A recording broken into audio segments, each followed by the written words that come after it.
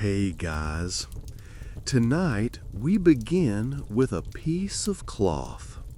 Not a royal banner, not a religious icon, just a simple white flag hanging from a second-story window in 14th century Florence.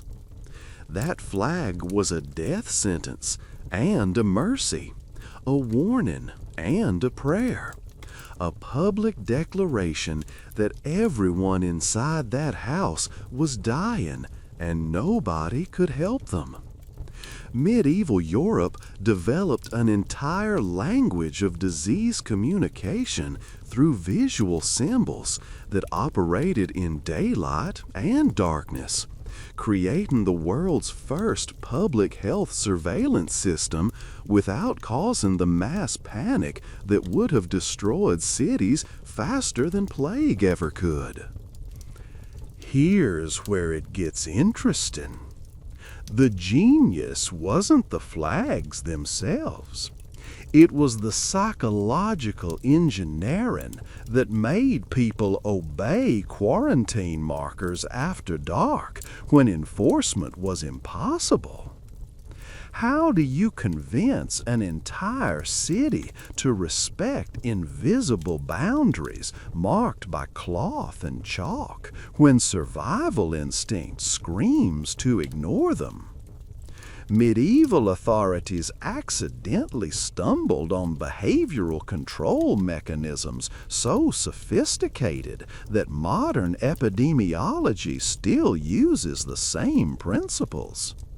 They understood something about fear management that we've mostly forgotten. Visible warnings prevent panic better than invisible threats. The plague flag system reveals humanity's first systematic attempt to manage disease through symbolic communication rather than physical force. You couldn't lock every infected household. You couldn't guard every marked door. You couldn't prevent desperate people from fleeing at night.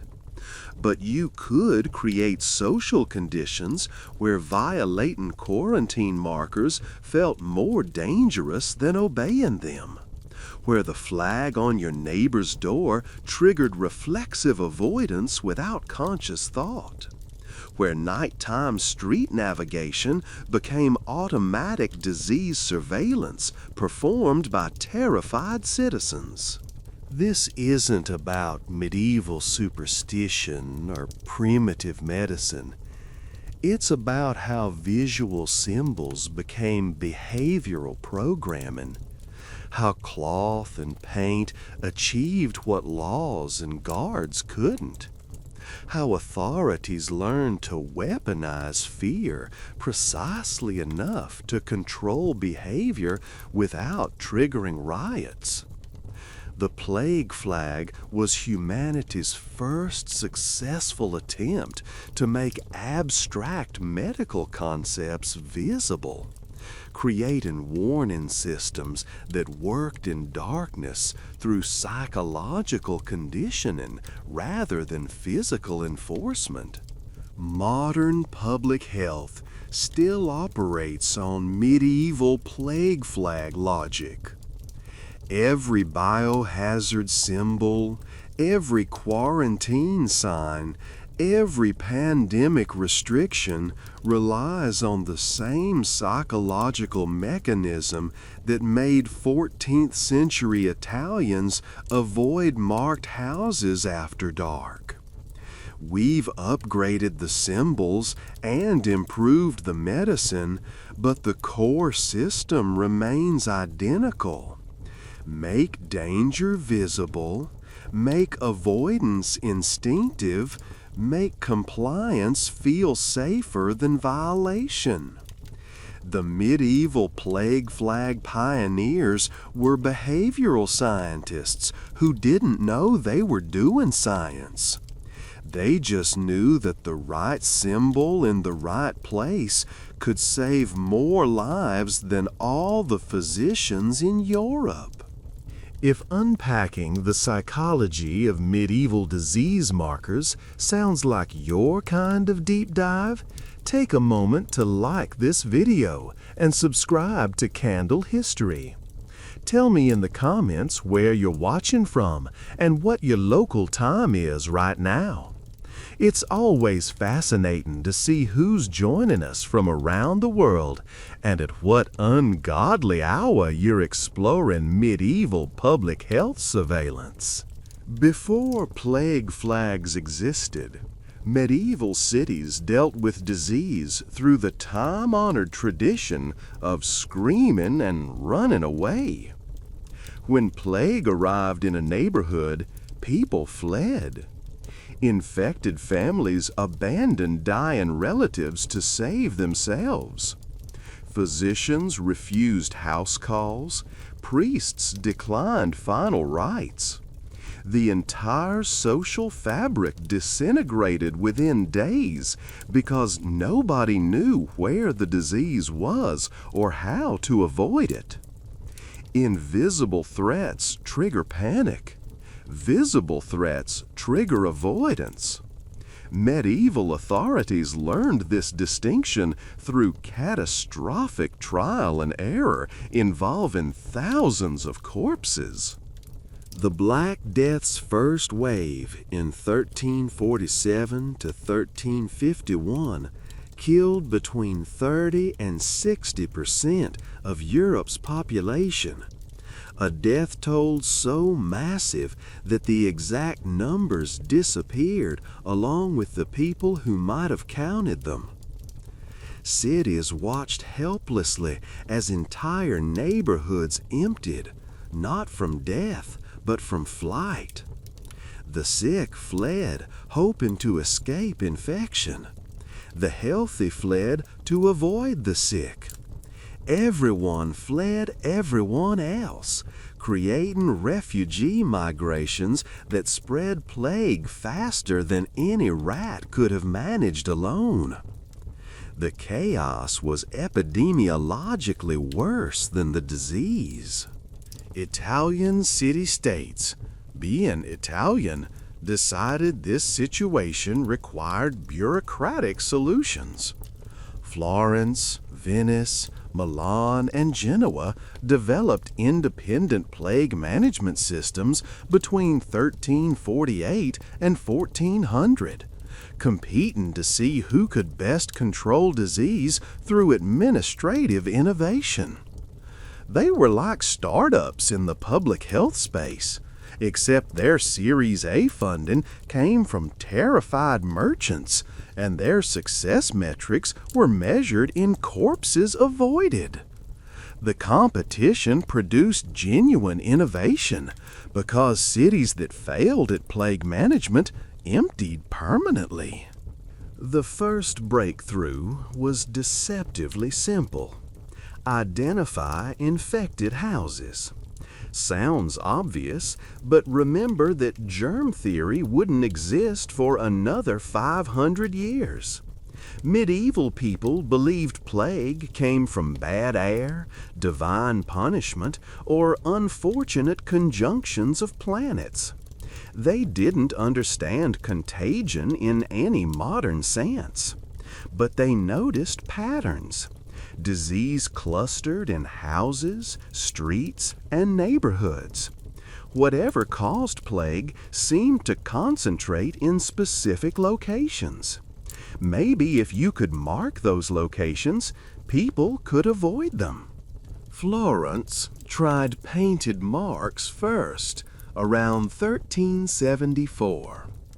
City-appointed officials carrying white paint and profound anxiety would mark infected houses with crosses or circles. The system worked brilliantly for about 6 hours until residents realized that painted symbols announced their homes as plague houses, destroying their social standing and economic prospects. Families began scrubbing marks off at night, repainting their doors, and occasionally attacking officials who came marking. The painted cross system failed because it was permanent and public, turning medical markers into social stigma.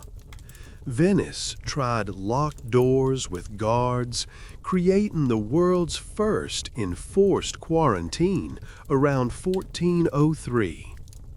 Infected houses got their doors locked from outside, with the entire family sealed inside, healthy and sick together. Guards patrolled to ensure nobody escaped. The system prevented disease spread effectively while creating horror conditions inside sealed houses where healthy family members watched relatives die, then caught plague themselves from the corpses they couldn't remove. The guards themselves often fled their posts after dark, creating a quarantine that only worked during daylight. Turned out that terrorizing your population wasn't sustainable enforcement. Milan developed portable markers, using cloth flags that could be hung and removed. This was genius. Flags announced infection without being permanent. They could be removed once quarantine ended, allowing families to recover social standing. They were visible from a distance, letting people avoid entire streets before exposure. They worked at night because even in darkness, a flag's silhouette created recognizable warning. And crucially, flags transformed infection from shameful secret to temporary misfortune, reducing the incentive to hide disease. The flag system spread across northern Italy between 1400 and 1450, each city developing its own color codes and protocols. White flags usually meant general quarantine. Red flags indicated plague deaths. Black flags sometimes marked houses where everyone had died. The specifics varied, but the principle stayed constant. Make disease visible through symbols that worked in all lighting conditions and triggered automatic avoidance without requiring conscious thought. The genius was recognizing that humans are visual creatures who navigate cities through landmarks. Medieval streets had no address numbers. Finding a specific house meant remembering landmarks, door colors, architectural details. The flag system hacked this visual navigation, transforming quarantine markers into the most salient landmarks on any street. You didn't need to remember where the plague house was. The flag announced itself from 2 blocks away, triggering avoidance reflexes before you got close enough to think about it. But flags only worked if people respected them voluntarily. Authorities couldn't guard every marked house. They couldn't prevent nighttime movement through marked streets. The system required mass compliance with markers that had no physical enforcement. This created medieval Europe's first experiment in behavior modification through symbolic communication, an experiment that succeeded beyond anyone's expectations. Medieval nights were different from modern darkness. No street lights, no light pollution, no ambient illumination from distant buildings. When the sun set, cities transformed into black mazes, where navigation meant memorizing landmarks by moonlight and hoping you didn't walk into open sewers. The absence of light created particular challenges for disease avoidance because you couldn't see the painted warnings or door markers that worked in daylight. Flags solved this through pure psychology. Their silhouettes remained visible in darkness, creating recognizable shapes that triggered fear responses before conscious recognition. The human brain processes visual threats through two systems: fast, unconscious pattern matching, and slow, conscious analysis. The fast system evolved to spot predators and dangers instantly, triggering freeze or flight responses before you consciously register the threat. Medieval flag systems accidentally exploited this dual process cognition, creating symbols that activated fast threat detection even in low light conditions. You saw a flag silhouette and froze before your conscious mind processed what you were seeing. City officials learned that flag placement mattered as much as flag presence. Flags hung from second-story windows created maximum visibility. Ground floor markers got hidden by street traffic and crowds. Roof-level flags disappeared against the sky. Second-story placement put flags at exact eye level for pedestrians 50 feet away, the optimal distance for triggering avoidance without forcing people to pass directly by the house. Authorities were doing sightline psychology 3 centuries before that field existed. Color choice revealed sophisticated understanding of human perception under different lighting conditions. White flags showed best at night, reflecting moonlight and torchlight. Red flags communicated urgency in daylight, but disappeared in darkness. Black flags reversed this, invisible in daylight, but creating stark silhouettes against lighter buildings at night. Cities often required multiple flags per house to ensure visibility in all conditions, wasting fabric, but ensuring the warning system never failed due to lighting. The flag system worked partly through cultural conditioning and partly through legitimate fear. Everyone knew what flags meant. Children learned to avoid flag houses before they learned to read. The sight of a new flag triggered neighborhood gossip, speculation about who was infected, and immediate behavioral changes as people rerouted their daily movements. Flags weren't just medical markers, they were social broadcasts, creating instant common knowledge that this house, this family, this street was now dangerous territory. Nighttime behavior showed how deeply the flag conditioning worked. People navigated dark streets partly by memory and partly by visible landmarks. Flags became landmarks that actively repelled rather than attracted. Your mental map of the city included flag locations as negative space, areas to avoid, routes to eliminate. Medieval people developed elaborate mental maps of safe passages through cities, where every flag marked a boundary that triggered automatic detour behavior. The avoidance created interest in feedback loops. Streets with multiple flags got avoided entirely, reducing traffic to essential movements only. This reduced disease transmission, but also created dead zones where marked houses became isolated from normal city life.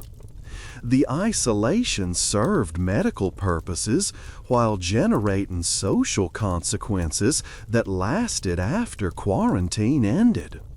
Streets remembered as plague streets for decades after the flags came down. Authorities discovered that flag systems worked best when combined with other visual markers. Chalk crosses on doors, painted symbols on walls, even strategically placed candles in windows of infected houses. The redundancy wasn't about information transmission, but about psychological saturation.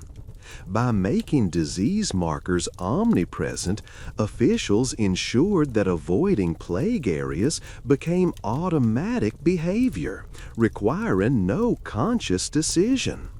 You didn't think about whether to take the flag street, you just didn't. The system also exploited medieval cosmology and religious symbolism. White flags echoed angels and purity, creating cognitive dissonance that made flags seem protective rather than threatening. The flag marked danger, but also marked a house under quarantine's protection, a boundary not just for keeping people out, but for keeping infected people contained and cared for. Religious rhetoric framed flags as mercy rather than punishment, reducing resistance to marking. But the deepest psychological mechanism was simpler. Flags made the invisible visible. Plague terrified partly because you couldn't see it coming. You couldn't identify infected people by looking at them in early stages. You couldn't know which houses harbored disease. The uncertainty generated paralyzing anxiety that interfered with rational decision-making. Flags eliminated uncertainty. They weren't pleasant information, but they were information. People could navigate cities confidently again by avoiding marked zones rather than avoiding everything in generalized panic. The nighttime flag system revealed something profound about human fear management. Visible, predictable dangers are less psychologically devastating than invisible, unpredictable threats. Medieval people would rather know exactly where plague was and avoid those specific places than live in constant terror of encountering it anywhere.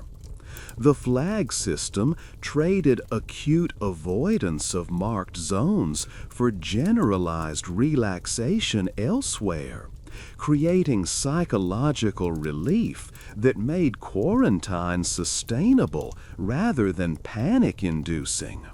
Flags were expensive. Fabric cost money, and quarantine could last 40 days or longer. Cities needed cheaper marking systems that conveyed the same information without requiring every infected household to own white cloth. Enter door marks, painted crosses, chalked symbols, and carved warnings that transformed doorways into communication devices, broadcasting infection status to anyone who could see them. The door mark vocabulary became so elaborate that medieval people could glance at a door and extract detailed information about the household's quarantine status, infection severity, and days remaining. The most common mark was the cross, usually painted in white or red directly on the front door. The cross carried obvious Christian symbolism, but also worked as a universal warning symbol recognizable to everyone, regardless of literacy. But crosses weren't standardized. Different cities used different cross styles to communicate different information. Florence used simple crosses for general quarantine. Venice added circles around crosses to indicate fatal cases. Milan developed elaborate color codes where cross color indicated how many days remained in quarantine. The genius of door marks was their permanence and removability. Paint could be scrubbed off after quarantine ended, unlike carved symbols. But paint lasted longer than chalk, which rain could erase overnight. Cities developed marking hierarchies based on expected quarantine duration. Short-term suspicion got chalk marks that disappeared naturally. Confirmed cases got paint that required deliberate removal. Death houses sometimes got etched marks that remained permanently, creating architectural memory of plague houses that lasted decades. Door mark placement revealed surprise and sophistication. Marks at eye level were obvious, but easy to cover with hanging cloth or modify when nobody watched. Marks above the door were harder to reach and modify, but less visible in crowded streets. Cities experimented with multiple marks at different heights to prevent concealment. Some required marks both inside and outside the door, creating redundancy that made hiding infection nearly impossible. The visual vocabulary expanded beyond simple crosses. Skulls indicated deaths. Numbers showed days in quarantine. Initials identified marking officials. Some cities required dates, creating temporal records of when infection occurred. The most elaborate systems turned doors into information displays, broadcasting infection timeline, household size, death count, and quarantine status. You could walk past a door and extract a complete epidemiological history without speaking to anyone inside. Nighttime posed particular challenges for door marks because painted symbols were hard to see in darkness. Cities developed luminous solutions using white paint mixed with lime that reflected moonlight and torchlight. The marks glowed subtly in any available light, creating eerie illumination that made marked doors visible even in nearly complete darkness. The technology was primitive but effective, transforming door marks into nighttime warning beacons. But door marks faced a problem flags avoided. They were at ground level where desperate or malicious people could modify them. Stories circulated of people scrubbing marks off their doors at night, hoping to avoid social stigma. Other stories described people marking enemy houses with fake plague symbols to ruin reputations. The system required trust and verification, creating jobs for marking officials who patrolled nightly to ensure marks remained intact and accurate. The marking officials were plague bureaucracy's front line. Men hired to walk through infected districts, verifying door marks, check in on quarantined families, and enforcing compliance. They carried paint, chalk, brushes, and usually a stick for knocking on doors from safe distances. Their job combined census taker, police officer, and social worker, making them simultaneously essential and hated. They saw things nobody else saw, entered houses nobody else would approach, and maintained the visual infrastructure that kept cities functioning during plague. These officials developed professional knowledge about disease patterns that anticipated epidemiology by centuries. They knew which neighborhoods got infected first, which houses were most vulnerable, which families complied with quarantine, and which tried to hide infections. Their reports created the first systematic disease surveillance data, though most records have been lost. The door marking system generated information as its secondary function, with visual warnings as the primary goal. The marks also created permanent social memory. Even after paint was scrubbed and quarantine ended, neighborhoods remembered which houses had been marked. The knowledge influenced property values, marriage arrangements, and social standing for years afterward. Being from a marked house carried stigma that could follow families through generations. The temporary medical symbol became permanent social marker, revealing how deeply the visual system embedded itself in community consciousness. Door marks eventually evolved regional variations that created a visual dialect of plague communication. Travelers could identify which city they were in by recognizing local marking conventions.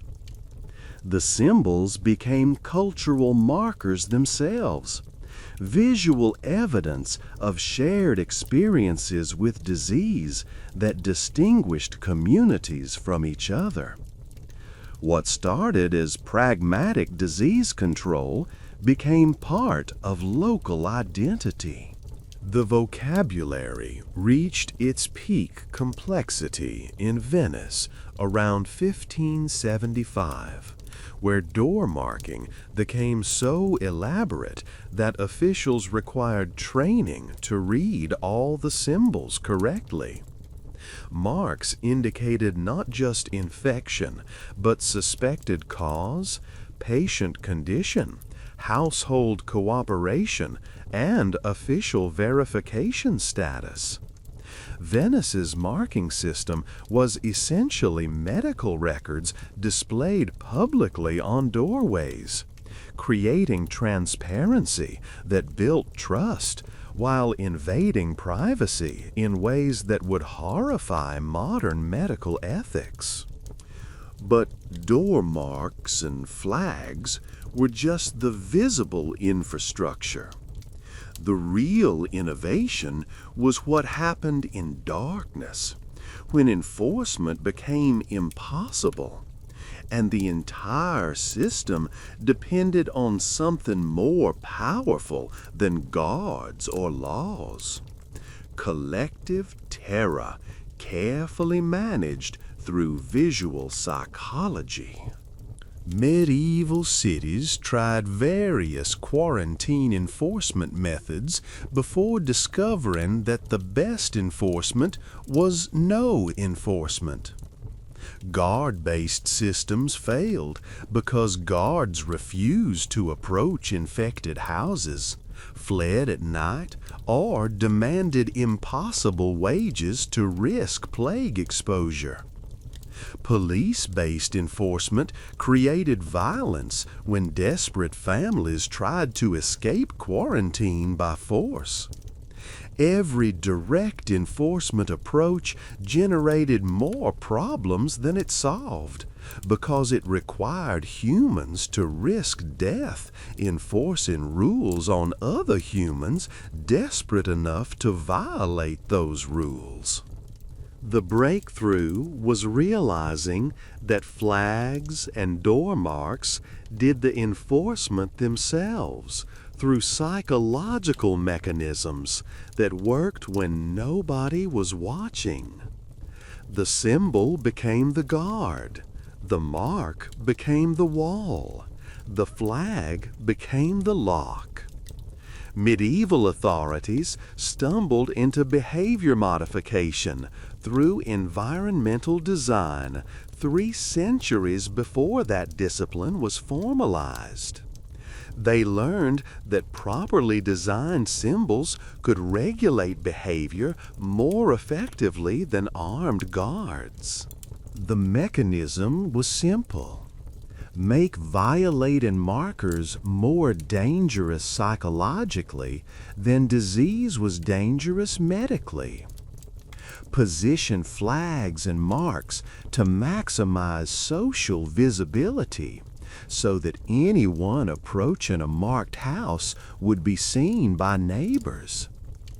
Create common knowledge that violating quarantine wasn't just illegal, but marked you as potential disease carrier that entire community would shun. Transform quarantine violation from a crime with legal penalties into social suicide with immediate consequences. Nighttime observation proved crucial to this system's effectiveness. Medieval neighborhoods were dense, with buildings close together and windows facing streets. Darkness made moving unseen difficult because torchlight was visible from long distances. Anyone leaving a marked house at night created a moving light source that drew attention instantly. The physics of medieval lighting made surveillance easier at night than during day because light sources announced themselves through darkness. Neighbors became distributed enforcement network without being formally deputized. Everyone watched marked houses out of self-preservation instinct. You wanted to know if quarantine was being violated because violation threatened you directly. The watching wasn't organized or systematic, but it was constant and total because every person's safety depended on everyone else's compliance. The surveillance was crowdsourced self-interest masquerading as community enforcement. Cities discovered that announced enforcement was more effective than actual enforcement. Periodic proclamations about guards patrolling at night, even when no guards existed, created uncertainty that discouraged violation. You couldn't know whether the streets were being watched, so violating quarantine meant accepting risk of detection in addition to disease risk. The mere possibility of surveillance worked as well as actual surveillance while costing nothing. The system also exploited religious guilt and supernatural fear. Violating quarantine meant not just breaking civil law, but defying divine will that placed plague as punishment for sin. Medieval people genuinely believed that plague reflected God's judgment, and that escaping quarantine was moral transgression equivalent to rejecting God's authority. The flags weren't just medical markers, but spiritual boundaries, marking zones of divine punishment that you violated at risk of your soul. Night watch officials, where they existed, didn't enforce quarantine directly. They walked through streets, observing and recording, creating psychological presence without physical confrontation. Their job was being visible in distinctive clothing that announced official authority, making rounds at irregular intervals so violators couldn't predict safe windows for escaping. The patrol system was theater designed to maximize perceived surveillance while minimizing actual enforcement. But the deepest mechanism was making compliance serve self-interest better than violation.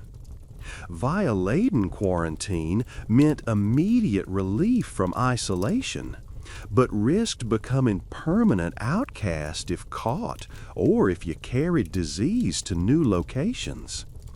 Staying in quarantine meant temporary isolation, but preserved your future social and economic prospects. Medieval people learned to calculate that staying put was rational choice, even without enforcement, because the alternative risked everything.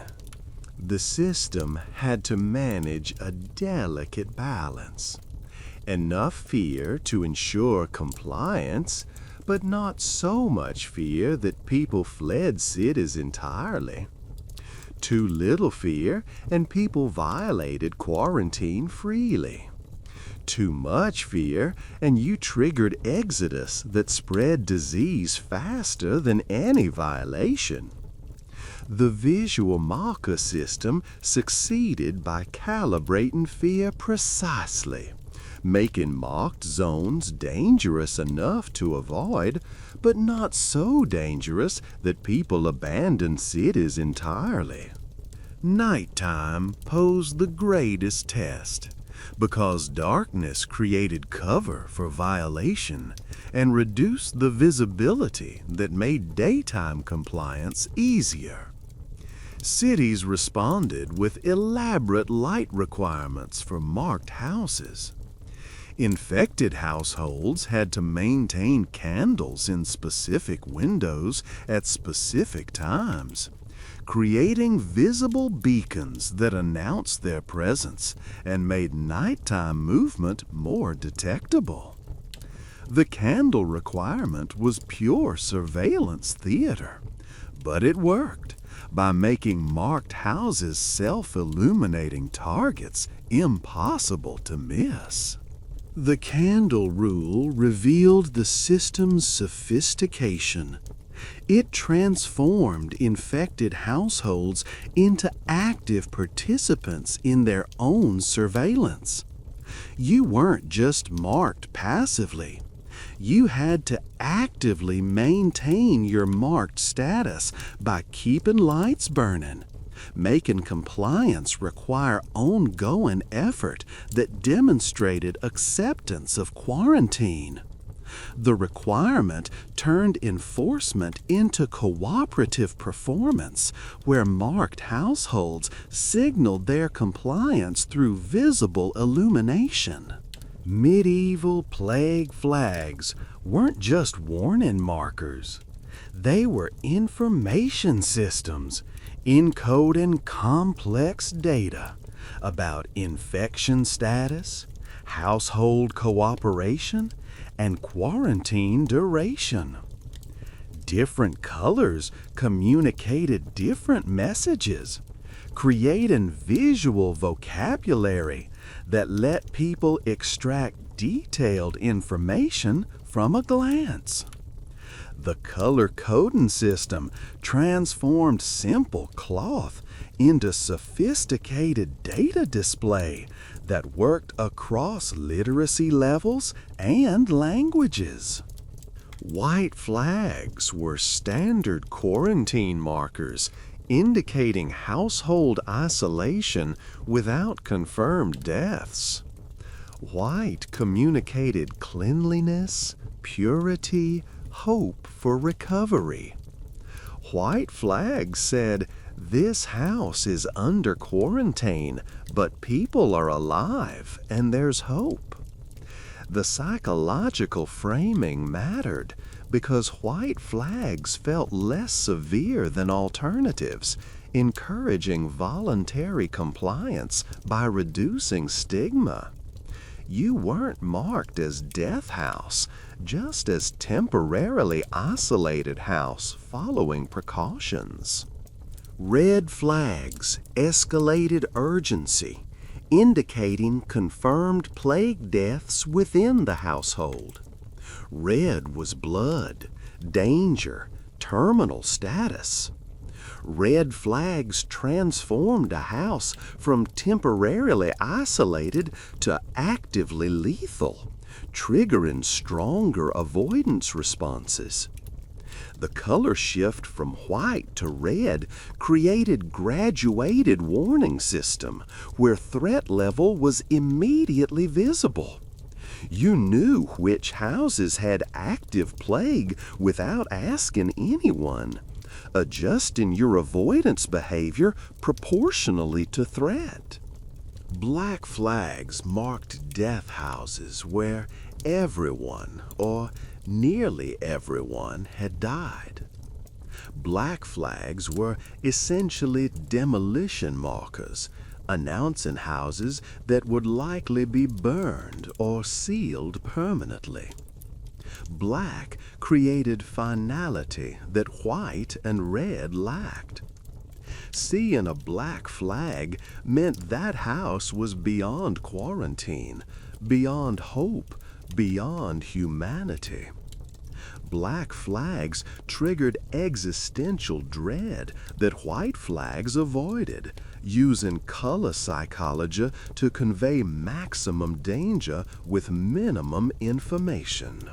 Cities experimented with other colors for specific situations. Yellow sometimes marked suspected cases awaiting confirmation.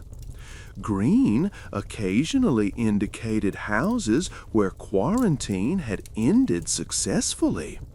Blue appeared in some regions to distinguish plague from other diseases. The color vocabulary expanded as authorities learned to communicate increasingly complex information through flags, creating systems rivaling modern hospital color coding for sophistication.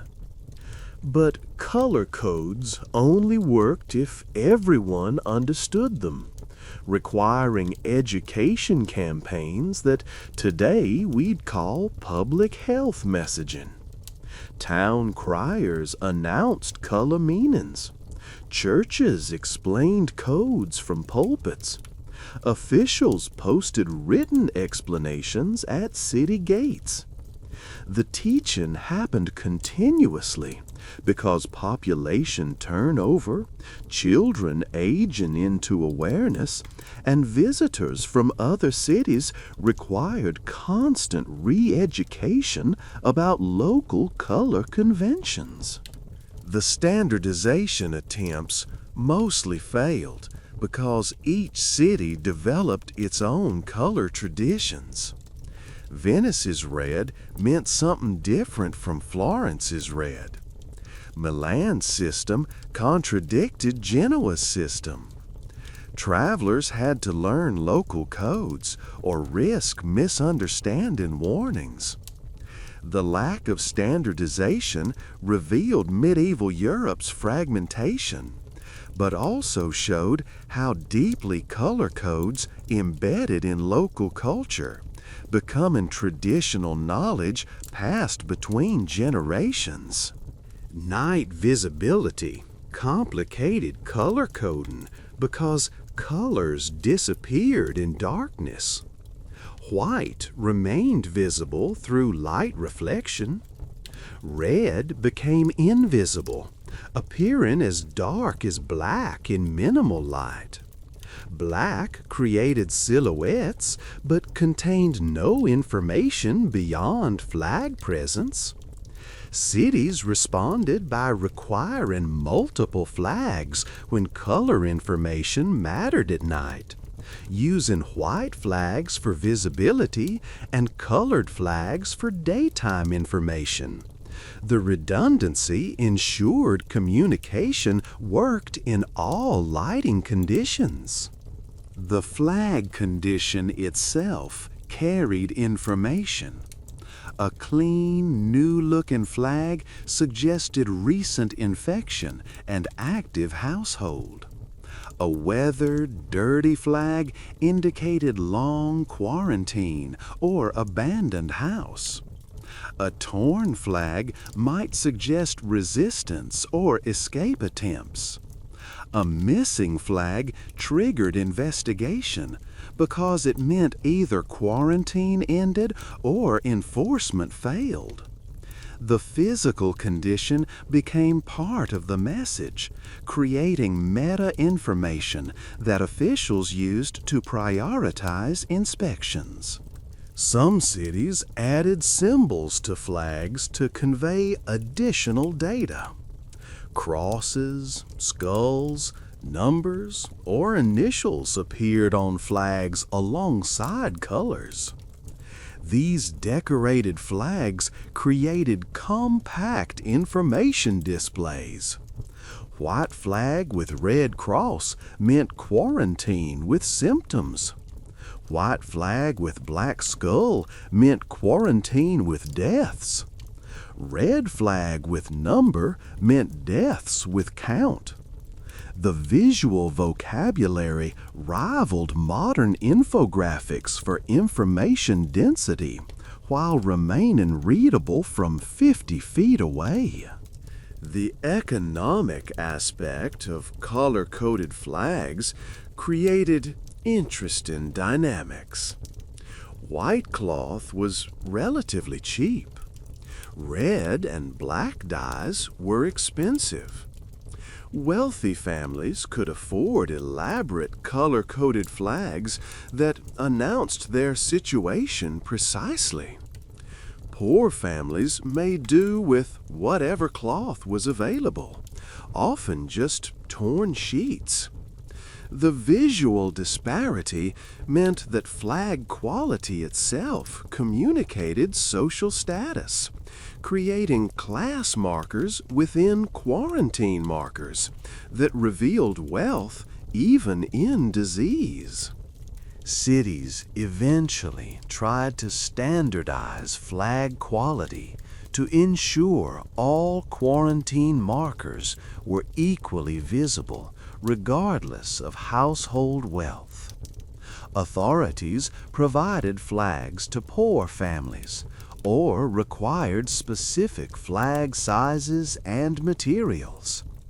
The standardization attempts mostly failed because enforcing flag quality during plague outbreaks was impossible. But the effort showed recognition that communication effectiveness mattered more than individual households' ability to afford proper flags. Medieval authorities achieved something remarkable. They got terrified people to voluntarily accept house arrest without trial. maintain visible markers announcing their infection, and stay isolated even when physical enforcement was absent. This wasn't just public health policy. It was sophisticated social engineering that exploited psychology, religion, social pressure, and economic incentives to achieve behavioral modification that saved cities from collapse. The first mechanism was transforming quarantine from punishment into protection. Early plague measures treated isolation like imprisonment, sealing houses and punishing attempted escape. This framing triggered resistance because people saw quarantine as unjust detention. The psychological shift came from repositioning quarantine as protective barrier that sheltered infected families from mob violence and provided them with resources they couldn't obtain while isolated. Quarantine became service rather than sentence. Cities implemented food delivery systems for mocked houses, creating incentive for maintaining flags. Quarantine families received bread, water, medicine, and sometimes money from city funds in exchange for staying isolated and keeping markers visible. The resource delivery happened publicly during day, creating visible evidence that mocked houses received support rather than punishment. The public delivery mattered because it demonstrated quarantine's benefits to everyone watching. The delivery system also created enforcement mechanism through dependency. Quarantined families needed the food deliveries to survive isolation. Removing your flag meant ending deliveries, forcing you back into marketplace where your exposure would be obvious and dangerous. The economic dependency made voluntary compliance rational choice because violating quarantine meant losing essential resources while gaining nothing except briefly being unmarked. Religious authorities played a crucial role in making compliance feel moral rather than merely legal. Sermons framed isolation as Christian duty to protect neighbors. Priests visited marked houses to provide spiritual comfort, showing that quarantine didn't mean abandonment. The church positioned staying in quarantine as act of sacrifice and charity, transforming medical isolation into moral virtue that earned divine favor and community respect. The moral framing created powerful social incentives because medieval people cared intensely about reputation and salvation. Violating quarantine wasn't just illegal, it was sin that endangered your neighbors' lives and your own soul. The combination of temporal law and divine law created overlapping obligations that made compliance feel inevitable rather than optional. You weren't choosing whether to obey authorities, you were choosing whether to obey God. Cities also exploited shame and honor dynamics. Families that accepted quarantine gracefully earned praise and respect. Families that tried to hide infections or violated isolation got labeled as selfish, cowardly, sinful. The community judgment mattered more than legal penalties because social standing affected everything from marriage prospects to business opportunities to political influence. Protecting your honor required accepting quarantine, even when you could have physically escaped. The genius was making marked houses simultaneously visible and protected. The flag announced infection, but also announced official status, legitimate quarantine under city authorities' protection. Being marked meant being under authorities' care, receiving resources and recognition. Unmarked infected houses risked mob violence from terrified neighbors. The flag that seemed like stigma was actually shield that prevented worse outcomes from uncontrolled panic. The system also used reciprocity dynamics. Cities asked families to accept quarantine now with promise of helping them later. Authorities explicitly said, "We'll feed you during quarantine and remember your sacrifice afterward. We'll help your business recover and protect your reputation and ensure you're not permanently damaged by temporary illness." The promise wasn't always kept perfectly, but it created obligation that made compliance feel like fair exchange rather than unilateral imposition. Information transparency helped build compliance. Cities published quarantine rules clearly, announced how long isolation would last, explained what marked houses would receive, and provided regular updates on plague progression. The transparency reduced uncertainty that drove resistance. When people understood what quarantine involved and how long it would last, they could mentally prepare and accept temporary hardship rather than fighting indefinite imprisonment. The flag system itself reduced resistance because it was participatory. You hung your own flag. You maintained your own mark. You weren't passively imprisoned, but actively participating in epidemic control. The small agency this provided mattered psychologically because it transformed powerless victimhood into meaningful contribution. You weren't just suffering, you were helping your city survive. Cities learned to celebrate compliance publicly, announcing when neighborhoods completed quarantine successfully without violations. The public recognition mattered because it showed that accepting isolation earned respect rather than contempt. Successful quarantine became point of pride, evidence of discipline and civic virtue that communities remembered and honored. The social reward for compliance created incentives that persisted after immediate disease threat passed.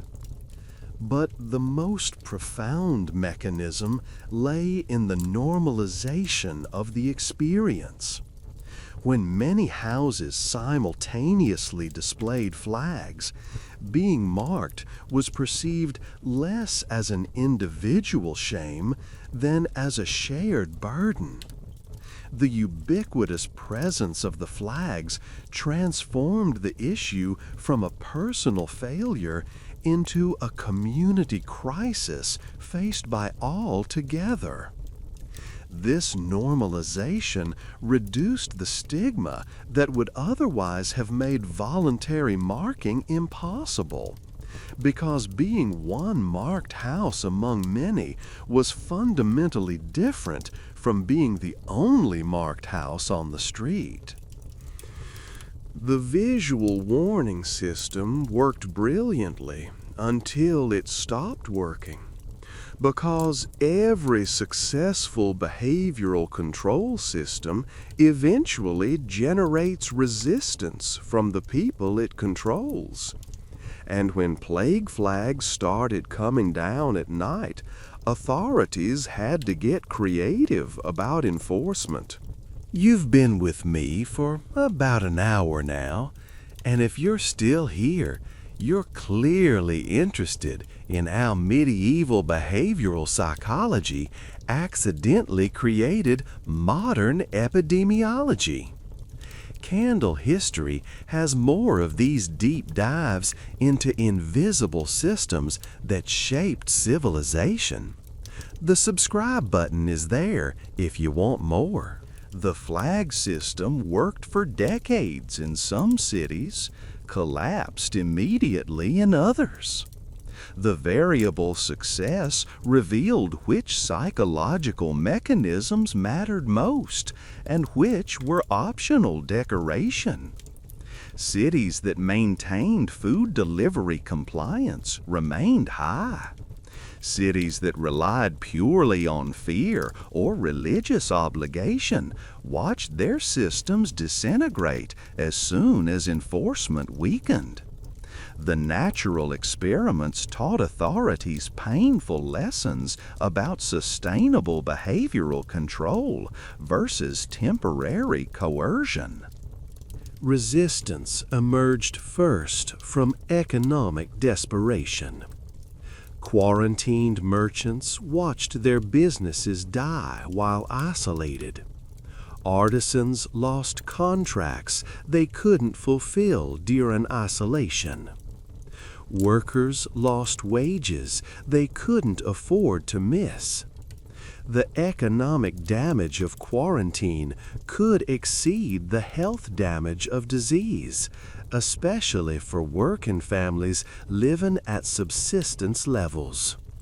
When choosing between starvation and quarantine violation, people chose survival. Cities responded by expanding economic support for marked houses, recognizing that voluntary compliance required making compliance economically viable.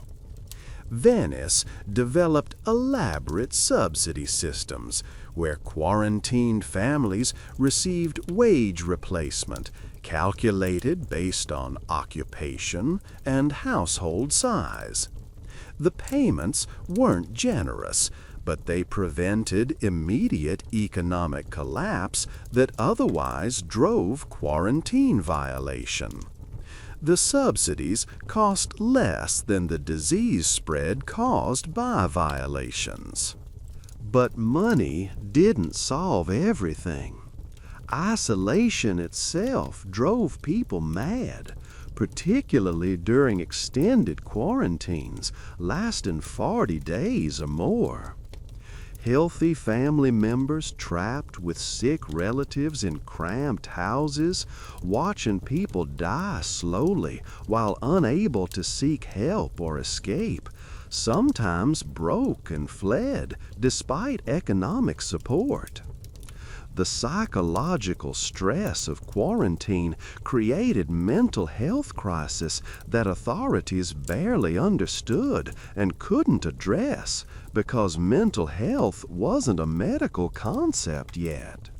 Social isolation proved particularly devastating for households that relied on extended family support.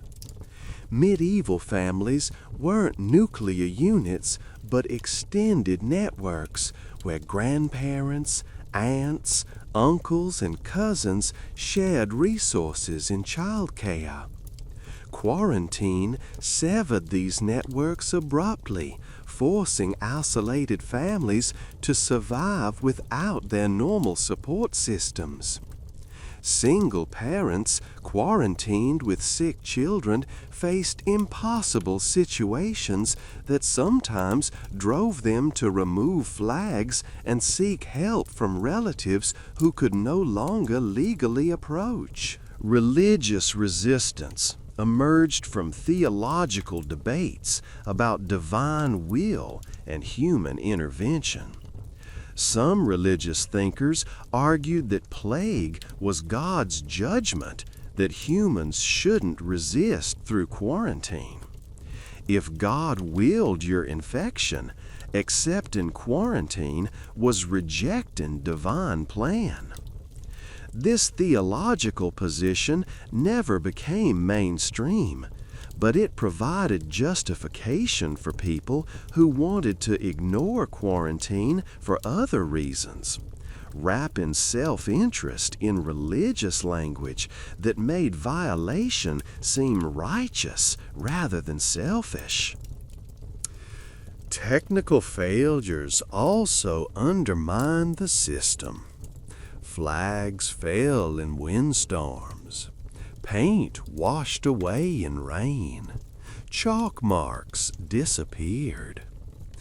When markers vanished accidentally, people approaching previously marked houses couldn't know they'd been exposed until symptoms appeared.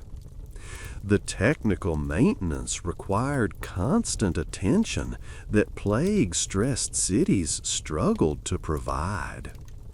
Marking officials got sick or fled themselves, leaving neighborhoods unmarked and populations unwarned.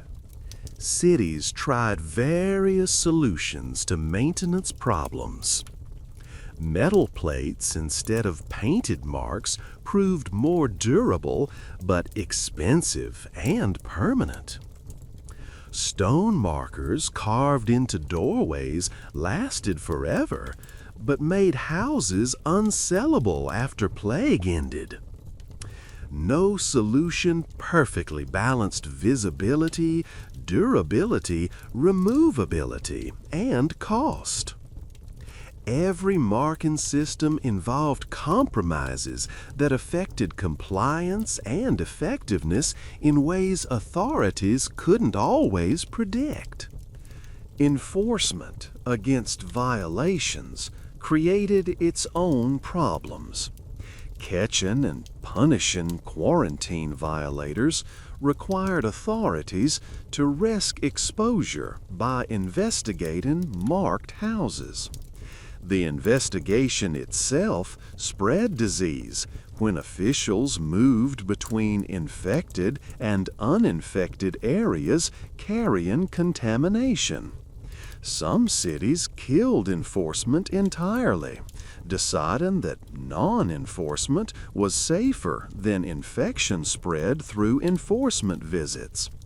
The decision created moral hazard, where violations increased, but disease spread sometimes decreased overall. The system evolved toward less visible, less formal arrangements, where neighborhood watch replaced official enforcement. Communities developed informal protocols for monitoring marked houses and ostracizing violators without requiring authorities to intervene. The distributed, community-based surveillance succeeded where formal systems failed, because it required no officials risking exposure and created immediate social consequences for violations. Cities also learned to adapt marker systems based on disease phase. During initial outbreak, strict enforcement and elaborate marking. During decline phase, relaxed enforcement and simplified marking. During recovery phase, rapid removal of marks to restore normal life quickly. The adaptive approach recognized that permanent crisis management was impossible and that systems needed to breathe with epidemic rhythms rather than maintaining constant intensity. Some cities developed graduated marking, where flags changed color as quarantine progressed, showing households moving through infection stages toward recovery. The visual progression gave quarantined families hope through visible proof they were advancing toward freedom. The hope mattered for maintaining compliance because seeing yourself progress through colored flags made isolation feel temporary and purposeful rather than indefinite imprisonment. Cities discovered that nighttime compliance required nighttime visibility, leading to elaborate protocols about illumination in marked houses. The lantern requirements started practically, ensuring infected households were visible after dark, but evolved into surveillance theater that made quarantine psychologically inescapable. If your house had to glow like a beacon all night, you couldn't hide or pretend normalcy. The light requirement was brilliance disguised as simple safety measure. The basic protocol required marked houses to maintain specific lights in specific windows during specific hours. Venice required 2 candles, one in a front window and one in a rear window, burning from sunset until dawn. Florence required oil lamps that burned brighter and lasted longer than candles. Milan required lanterns that could be seen from 3 streets away. The variations were local, but the principle was universal. Marked houses self-announced through light. The illumination requirement served multiple purposes beyond visibility. It drained resources from quarantined households, requiring them to buy or make candles or oil continuously. This created economic dependency that reinforced earlier mechanisms, making compliance necessary for survival.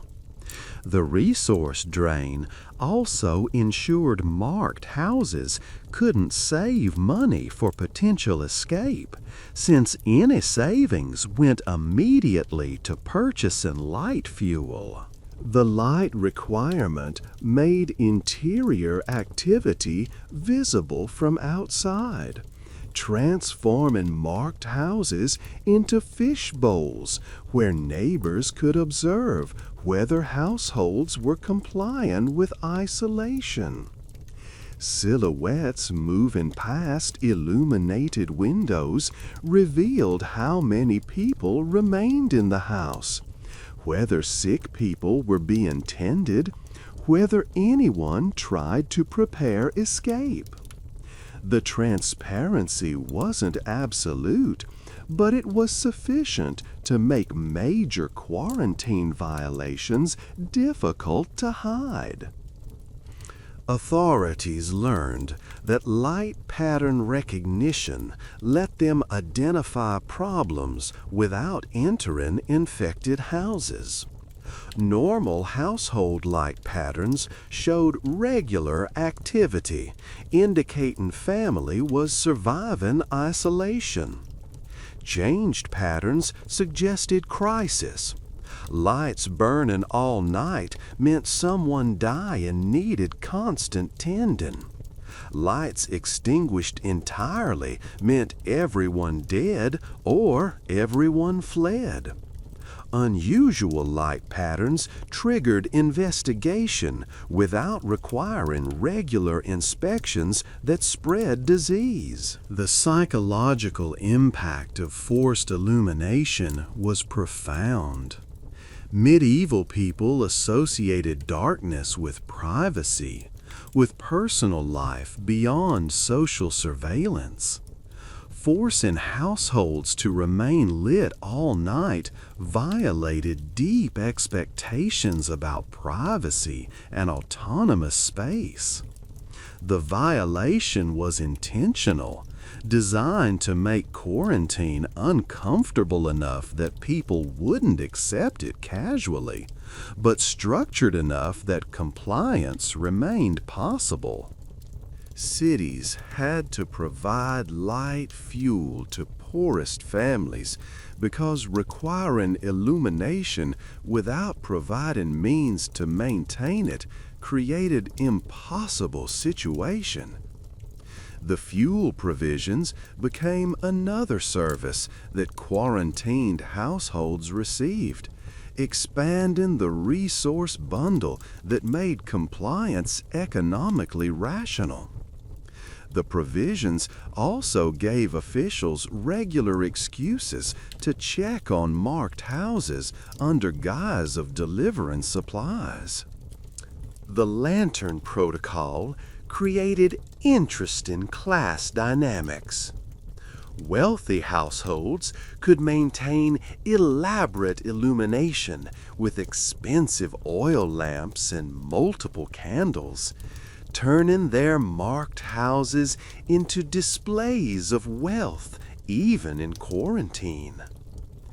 Poor families struggled with single, cheap candles that barely fulfilled requirements.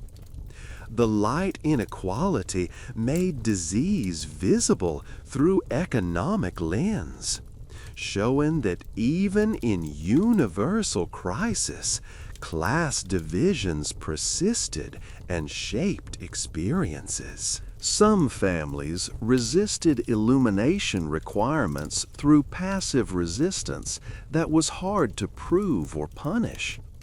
Candles positioned behind heavy curtains technically burned, but produced minimal external visibility. Lamps placed on interior tables rather than near windows fulfilled letter of requirements without achieving intended surveillance. Officials responded with increasingly specific requirements about light placement and curtain thickness, creating elaborate protocol that turned window arrangement into legal issue. The protocol also created unexpected fire hazards because maintaining lit candles all night in medieval houses dramatically increased fire risk. Cities lost houses to fire that started from required quarantine lights, creating darkly ironic situation where public health measures caused fires that spread more destruction than disease. Authorities responded by requiring safer lamp styles and forbidding candles entirely, but enforcement remained difficult because poor families used candles regardless of rules due to cost. Night patrols verified light compliance, creating jobs for officials who walked dark streets observing marked houses.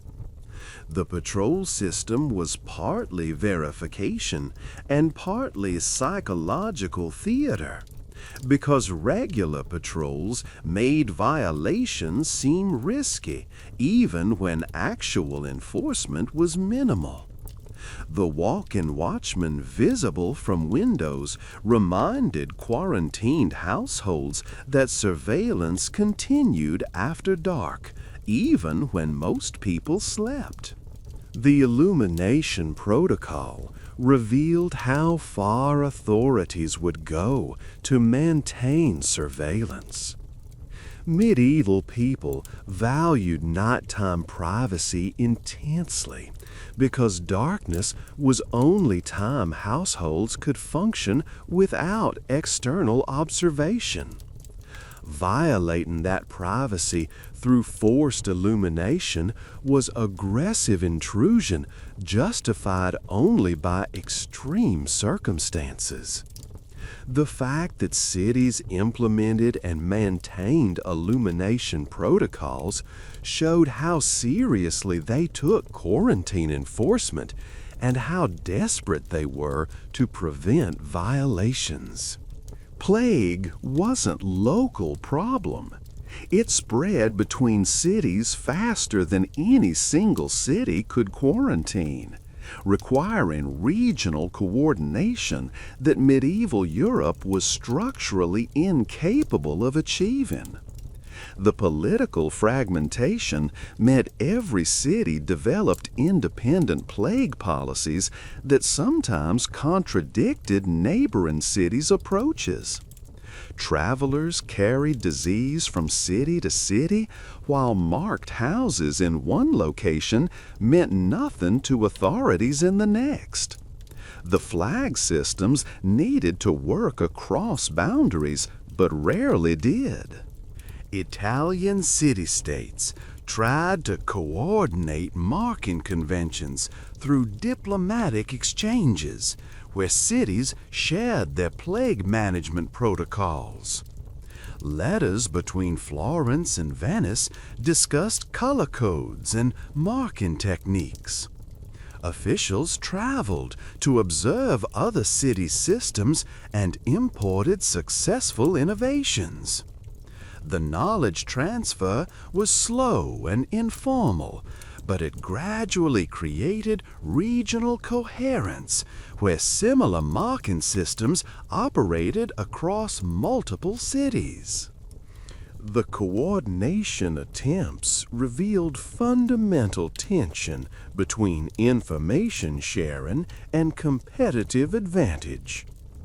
Cities that successfully controlled plague through better marking systems saw economic benefit, as merchants preferred safer trading partners. This created incentive to keep successful techniques secret while publicly sharing failed approaches to mislead competitors. The perverse incentives meant that best practices spread slowly, while unsuccessful tactics circulated freely. Border control became crucial for regional disease management. Cities posted guards at gates to check travelers for symptoms and ask about recent movements. Anyone from marked cities faced scrutiny and possible quarantine regardless of personal health. The questioning created primitive contact tracing, where authorities tried to map disease spread patterns through traveler interrogation. The information was imperfect, but better than no information. Some cities required travelers to carry health certificates proving they came from uninfected areas, creating medieval version of vaccine passports. The certificates were easily forged, creating black market in fake documents that undermined the system. Cities responded with increasingly elaborate certificate designs, including wax seals, special papers, and official signatures that were harder to counterfeit. The arms race between document security and document forgery played out centuries before modern identity verification. Regional plague flags emerged where cities agreed on universal signal visible from long distances, announcing that entire city was infected. These regional flags flew from highest towers and could be seen for miles, warning approaching travelers that they shouldn't enter. The regional system worked because it operated at larger scale, where city-level details didn't matter and only binary information was needed, safe or unsafe for entry. Trade networks became disease communication networks, as merchants shared information about which cities had plague and which were safe.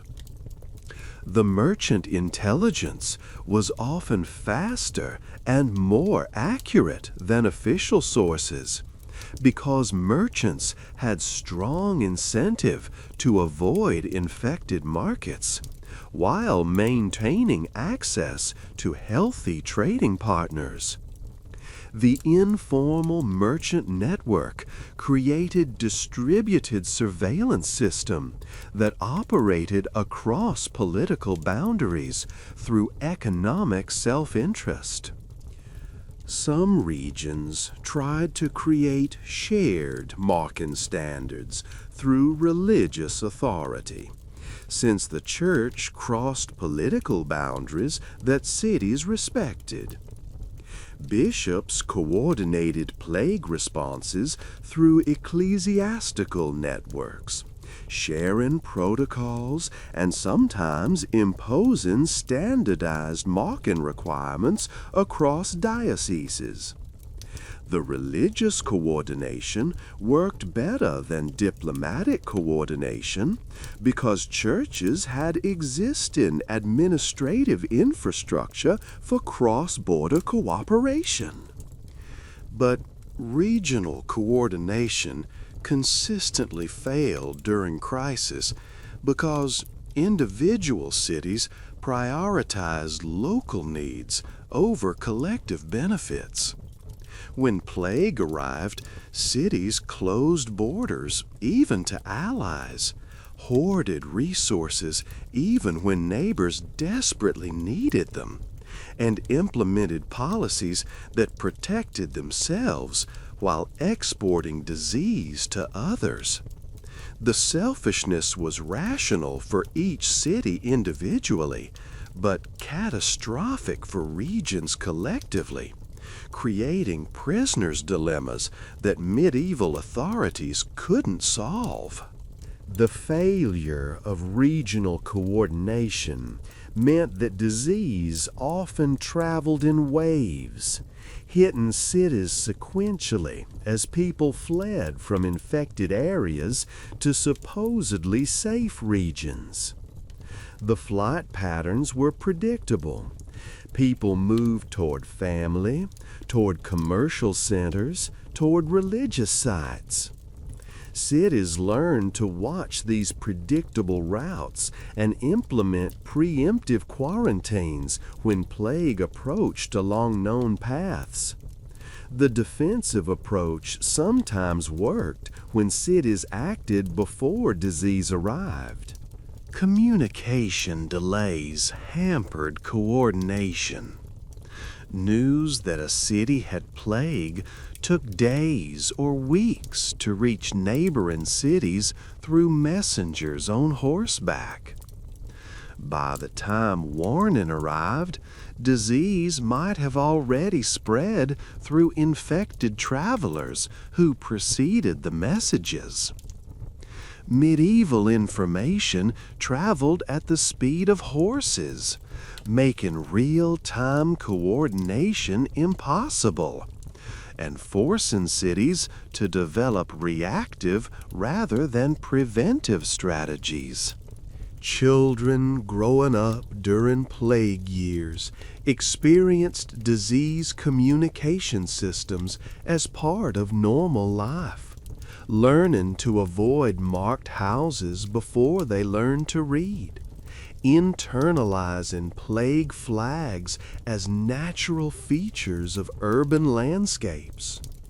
The childhood conditioning created generations who responded reflexively to disease markers, carrying trauma-informed behavioral patterns into adulthood and teaching those patterns to their own children. The flag system inscribed itself on collective memory in ways that shaped culture long after immediate disease threat passed. Medieval children learned plague protocols through observation and correction rather than explicit instruction. You walked too close to a marked house and got yanked back by a parent. You asked why you couldn't visit a friend and got told about the flag. The lessons weren't gentle because they couldn't afford to be. Children who didn't learn avoidance behavior risked family infection. The harsh pedagogy created fear responses that lasted lifetimes. The visual markers gave children visible proof that disease was real and dangerous, even when they couldn't understand disease mechanisms. Adults could tell children about invisible threats, but children's brains weren't equipped to fear abstract dangers. Flags made danger concrete and visible, creating object-based fear that children's minds could process. The flag became equivalent to seeing an actual predator, triggering protective instincts that abstract disease warnings couldn't activate. Play reflected disease consciousness in disturbing ways. Children invented games about plague, creating their own marker systems using chalk and cloth to simulate adult quarantine protocols.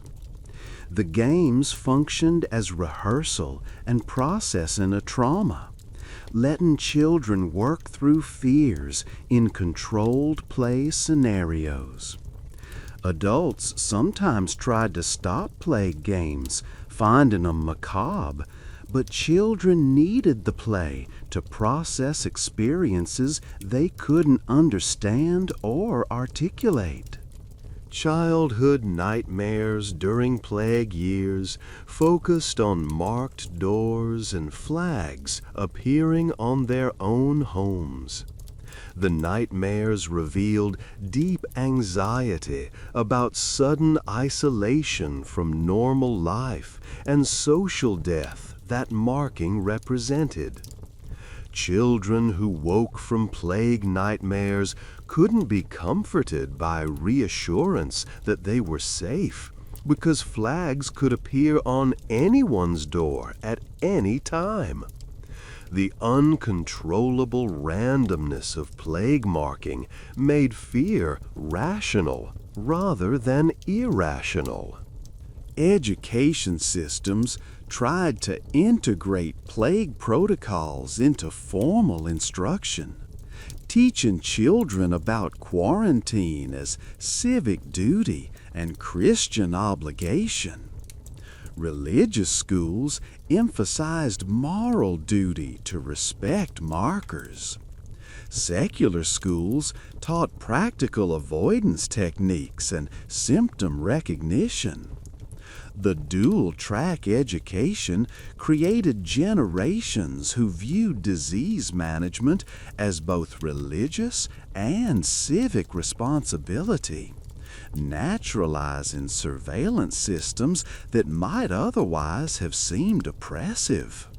Children separated from their parents by quarantine suffered profound trauma of abandonment, even when this separation was necessary for their survival.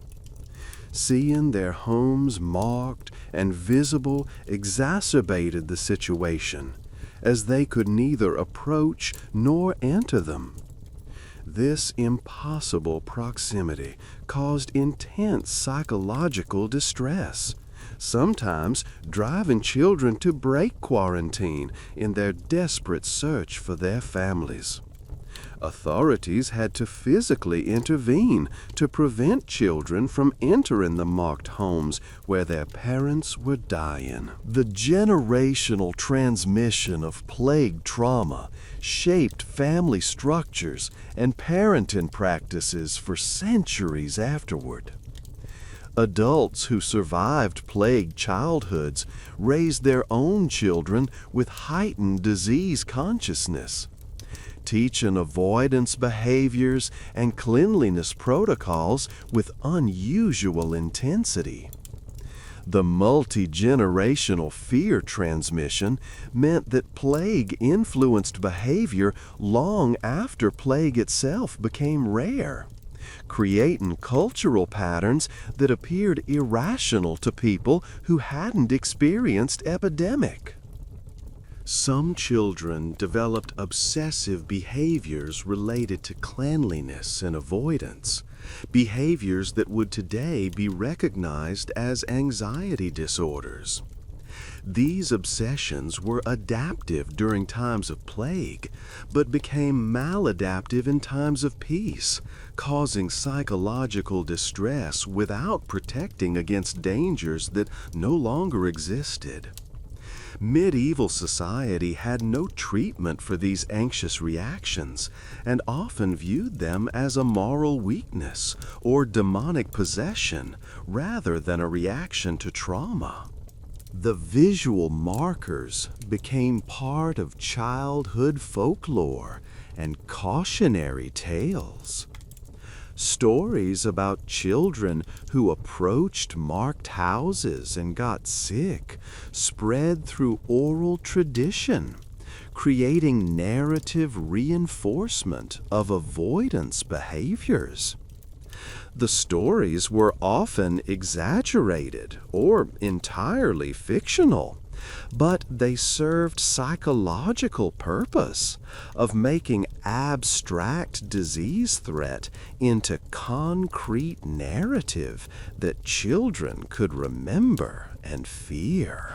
Long-term survivors who lived through multiple plague waves developed complex relationships with marker systems. The markers represented both terror and safety. Terror of what they signified, but safety through the information they provided. Survivors taught younger generations to both fear and trust the markers, creating ambivalent attitudes where disease communication was simultaneously threatening and protective. Managing citywide visual communication systems during plague required resources that stressed medieval economies already devastated by disease. The cost of paint, cloth, candles, and labor for maintaining markers across thousands of buildings during outbreaks was substantial. Cities had to balance epidemiological effectiveness against fiscal sustainability, creating economic pressures that shaped which marking systems succeeded and which failed from resource exhaustion rather than medical ineffectiveness. Paint procurement became significant expense during plague years.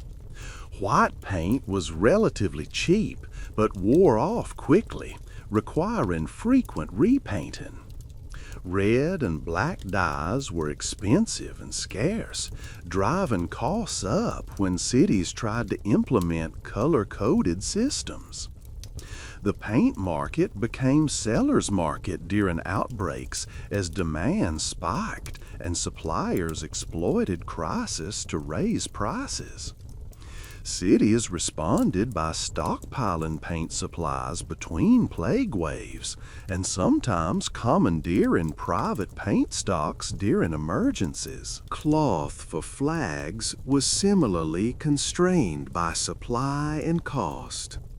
During plague, demand for white fabric exploded, while supply contracted as textile workers got sick or fled.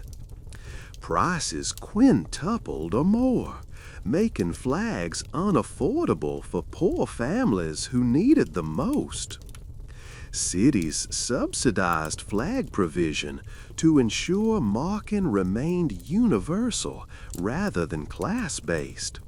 But the subsidies strained municipal budgets already devastated by declining tax revenues from businesses closed by quarantine. Labor costs for marking officials were particularly problematic because the work was dangerous, unpopular, and required trustworthy people who wouldn't accept bribes to remove marks illegally. Cities struggled to find enough officials willing to do the work at wages municipalities could afford. The labor shortage led to inconsistent marking, where some neighborhoods got regular attention while others went unmarked, creating disease surveillance gaps that undermined the entire system. The economic calculations created perverse incentives around quarantine. Marking houses infected triggered resource costs for food delivery, light fuel, and monitoring that cities had to bear. The costs incentivized undermarking, where officials overlooked suspected cases to reduce municipal expenses. The undermarking saved money short-term, but increased disease spread long-term, generating larger costs eventually. Cities couldn't solve this tension between immediate fiscal pressure and long-term public health. Wealthy neighborhoods could sometimes fund their own enhanced marking through local taxes or merchant guilds, creating two-tier system where rich areas had better disease surveillance than poor areas. The disparity reflected broader resource inequality, but it also meant disease spread differently in different neighborhoods because information quality varied spatially. Poor neighborhoods with inadequate marking became disease reservoirs that periodically reinfected wealthier areas despite their better surveillance.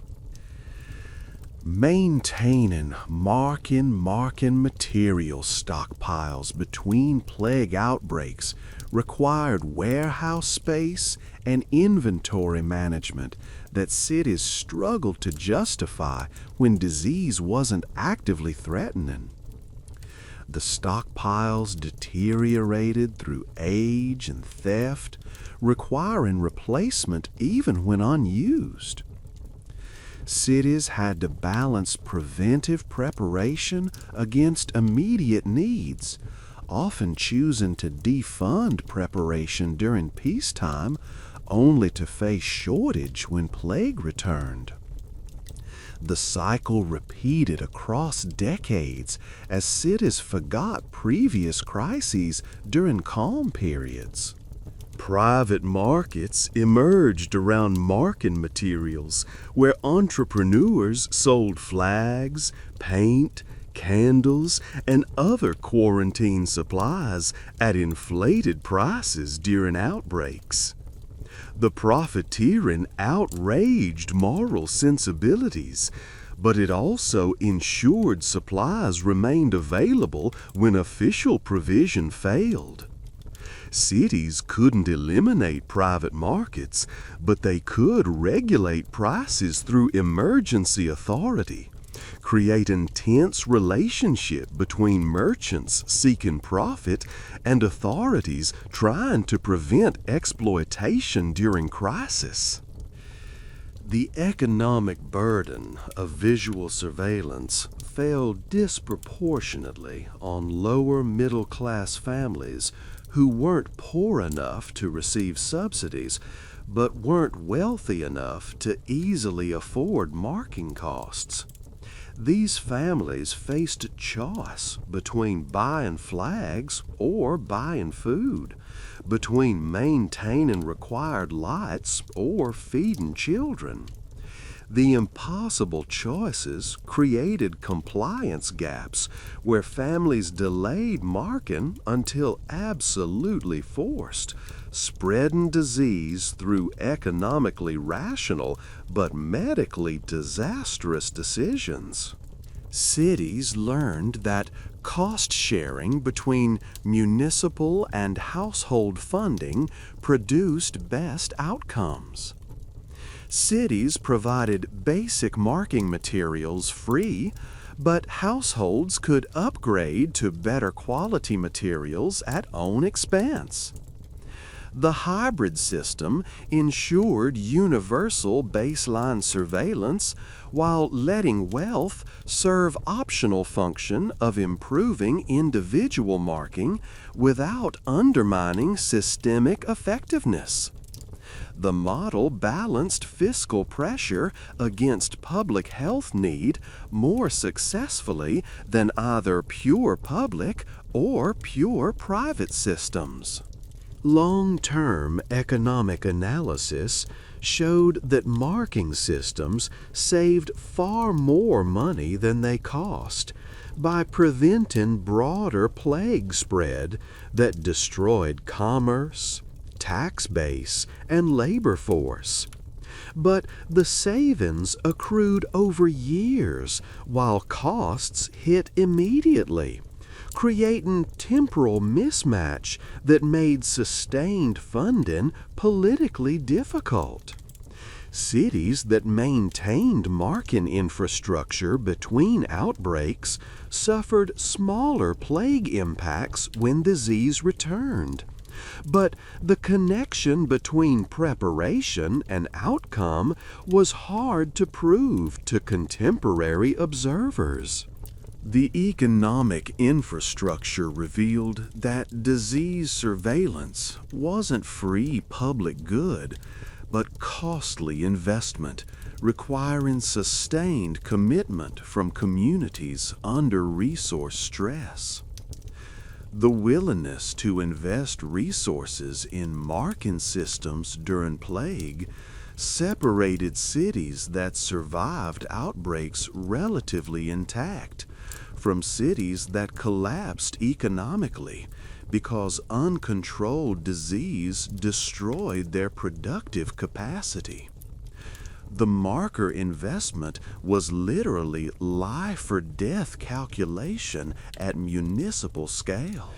The economic, psychological, and social infrastructure of plague marking reached its peak sophistication in 16th century Venice, creating the most elaborate disease surveillance system medieval Europe ever achieved.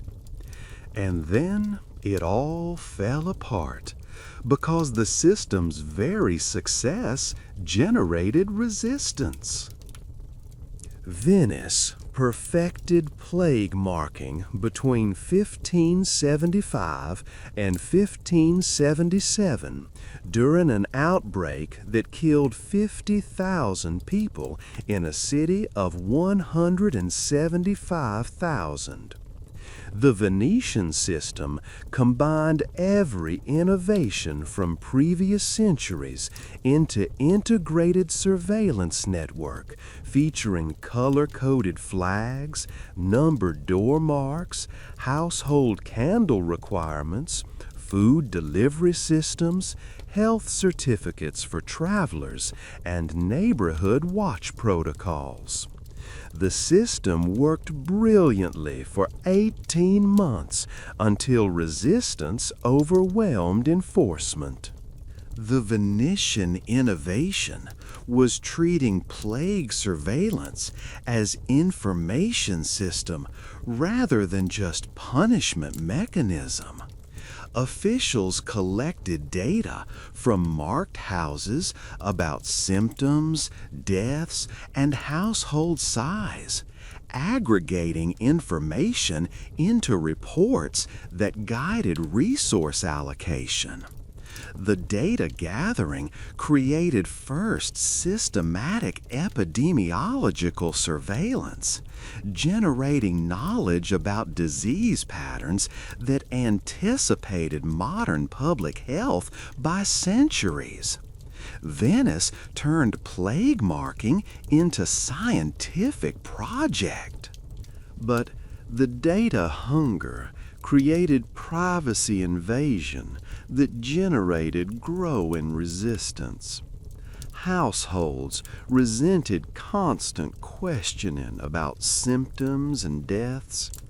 The interrogation felt like surveillance state oppressing them during already traumatic circumstances.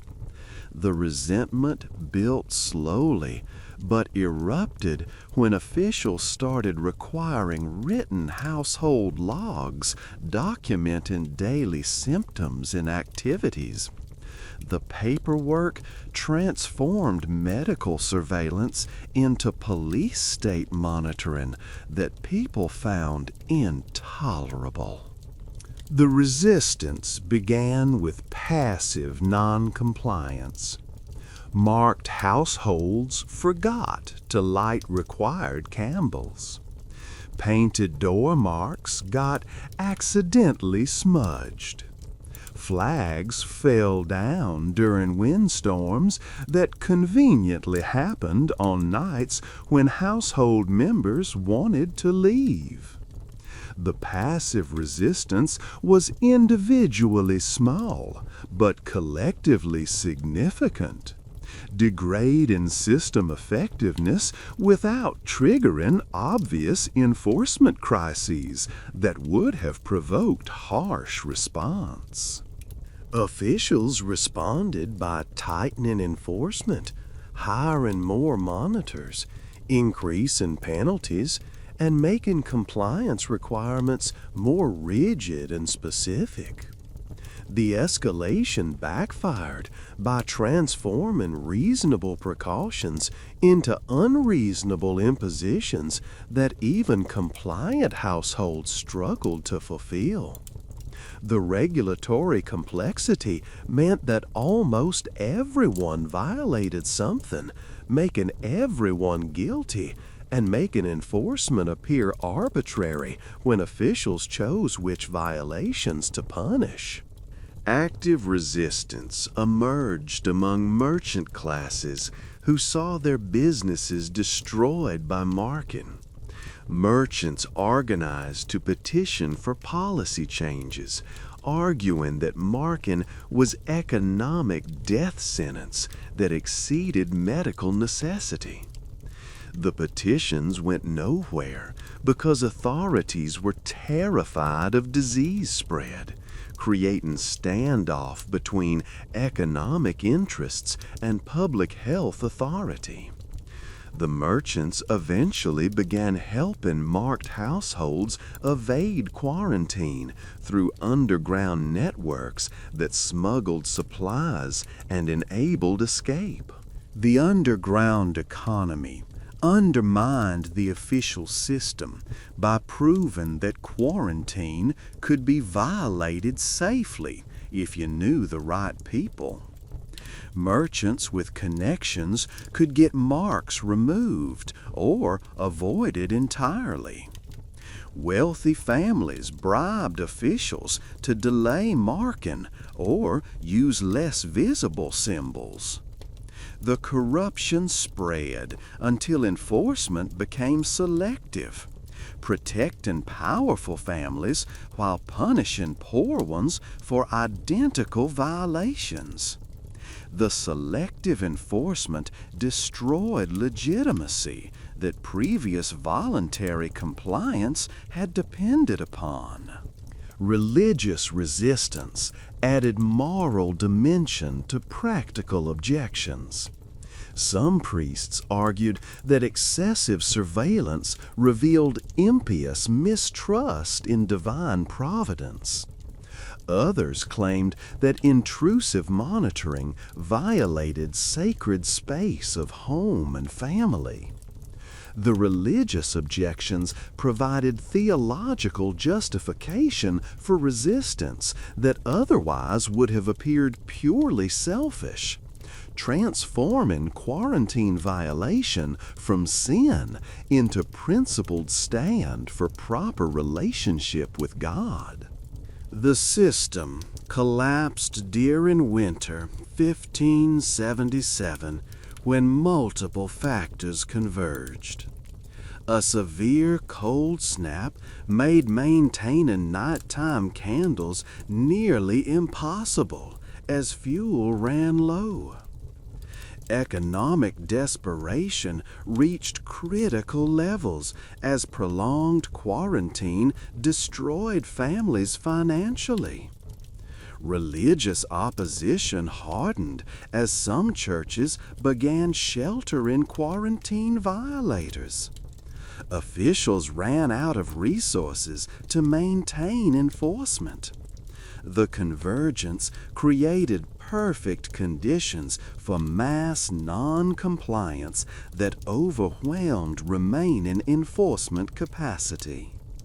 Venice responded with harsh crackdown, executing several prominent quarantine violators publicly to terrorize population back into compliance.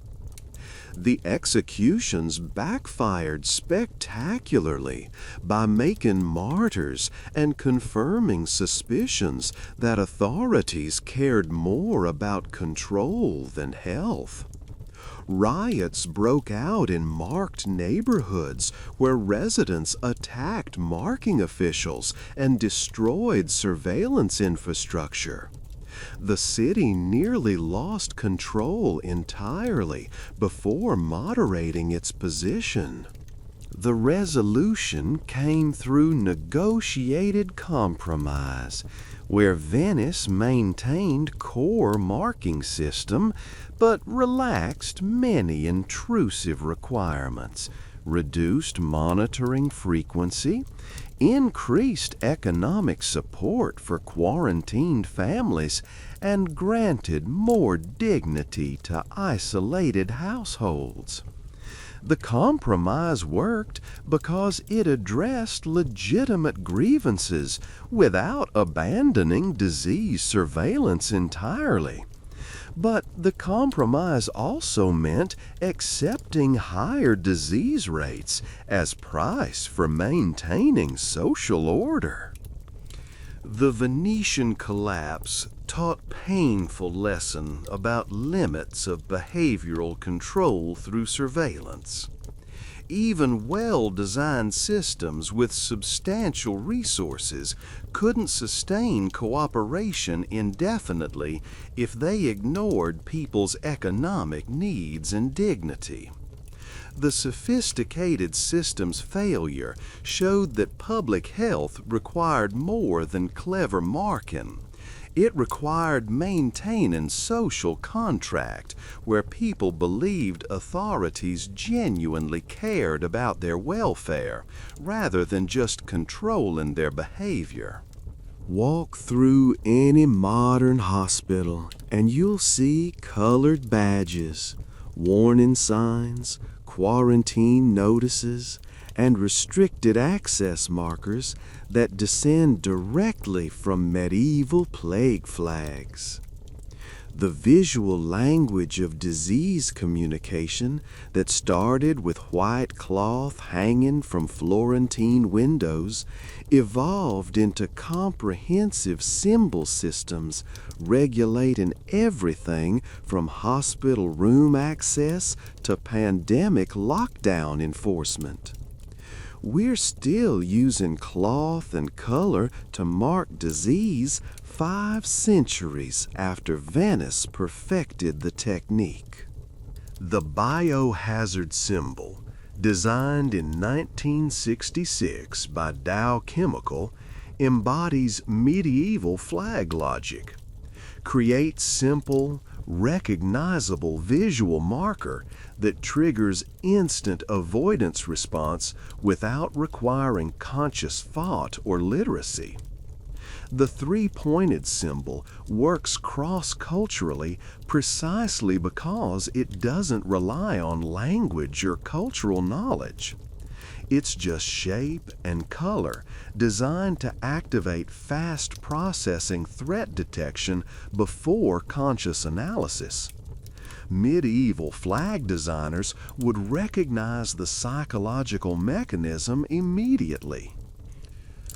COVID-19 lockdowns revealed how completely we've internalized medieval quarantine psychology. Businesses displayed closed signs using red and yellow colors that medieval Europeans would recognize as danger markers. Homes posted quarantine notices in windows, echoing Florence's door marks. Cities used tape on floors to mark safe distances, create invisible boundaries around invisible threat, exactly as plague flags created visible boundaries around invisible disease. The technology improved, but the behavioral logic stayed identical. The modern difference is our ability to enforce quarantine through electronic surveillance that medieval cities couldn't imagine. Contact tracing apps, location data, and digital health certificates accomplish what marking officials did manually, tracking disease exposure through technology rather than paint and cloth.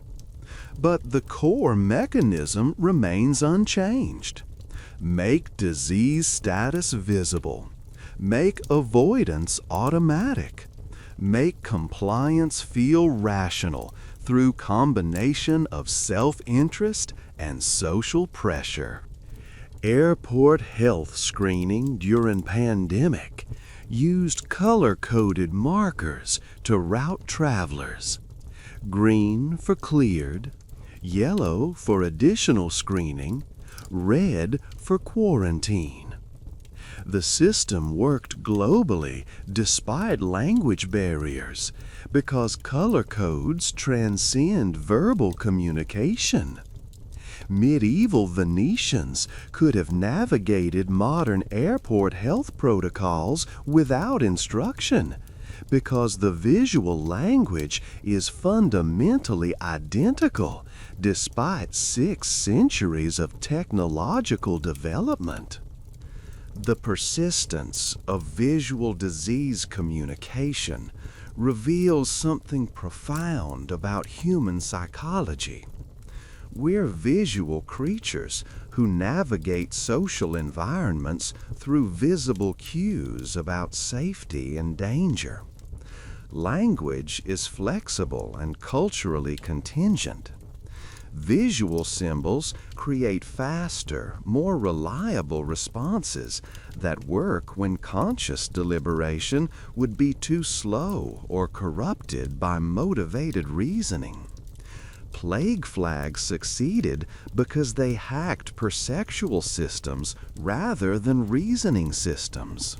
Modern behavioral economics confirms what medieval authorities discovered through trial and error. Visible, simple, consistent signals change behavior more effectively than complex rules or abstract reasoning. The nudge framework that won Nobel Prizes formalizes insights that plague-era officials practiced without theory. They learned experientially that right symbol in right place creates behavioral change automatically, without requiring education, enforcement, or conscious compliance. The moral complexity that troubled medieval systems troubles ours equally. Disease surveillance saves lives, but invades privacy. Quarantine enforcement protects communities, but restricts individual freedom. Visible marking enables avoidance, but creates stigma. Every generation believes it has better answers than predecessors, but every generation faces identical trade-offs between collective safety and individual liberty. The medieval debates about acceptable surveillance during crisis sound remarkably contemporary. The class dimensions persist as well. Modern disease burden falls disproportionately on poor communities with less access to health care, worse housing conditions, and more crowded living situations. Wealthy neighborhoods weather epidemics better through private resources and better infrastructure, exactly as Venetian merchants survived plague better than Venetian workers. The inequality generates resentment that undermines collective disease response, just as it undermined medieval systems. 5 centuries haven't solved the fundamental tension between unequal resources and disease management requiring universal cooperation. The psychological legacy appears in our relationship with disease marking. People cover surgical scars, hide medical conditions, and feel shame about illness in ways that echo medieval stigma around marked houses. The shame isn't rational, but it's deeply embedded through cultural transmission that started when first families saw their door marked with cross. We've inherited medieval disease anxiety along with medieval disease management techniques. Children growing up during COVID experienced disease communication similarly to medieval children learning plague protocols. They internalized mask wearing, social distancing, and risk assessment behaviors that will shape their psychology permanently. The pandemic childhood will produce generations with heightened disease consciousness, just as plague childhoods produce generations who never fully relaxed around infection risk. The trauma transmits across generations regardless of medical progress. The modern systems differ in our understanding of disease mechanisms, but not in our understanding of behavioral mechanisms. Medieval authorities didn't know about viruses or bacteria, but they understood humans. They knew how to create visible warnings, trigger avoidance instincts, generate social pressure, and maintain compliance through combination of fear and social norms. Modern public health uses identical psychological tools despite vastly better medical knowledge. The greatest modern innovation isn't in symbol design or communication technology. It's in treating disease marking as information system that generates data for future response rather than just controlling current crisis. The data transformation started in Venice, but reached its potential only with modern data processing. We can track disease patterns, identify risk factors, and optimize interventions in ways medieval cities couldn't imagine. But the data comes from visual surveillance systems descended directly from plague flags. Thank you for spending over 2 hours with me exploring how medieval cloth and paint became behavioral programming that still shapes pandemic response 5 centuries later. If you found value in understanding the psychological archaeology of disease surveillance, I'd be grateful if you'd subscribe to Candle History and share your thoughts. What surprised you most about medieval plague flags? What parallels do you see with modern pandemic responses? What aspects of disease marking do you think we've improved versus what remains unchanged? I read every comment and genuinely want to know what resonated. We began with a piece of white cloth hanging from a Florentine window, a simple visual marker that transformed disease communication from chaos to system. Now, hours later, you understand that the cloth was never just fabric.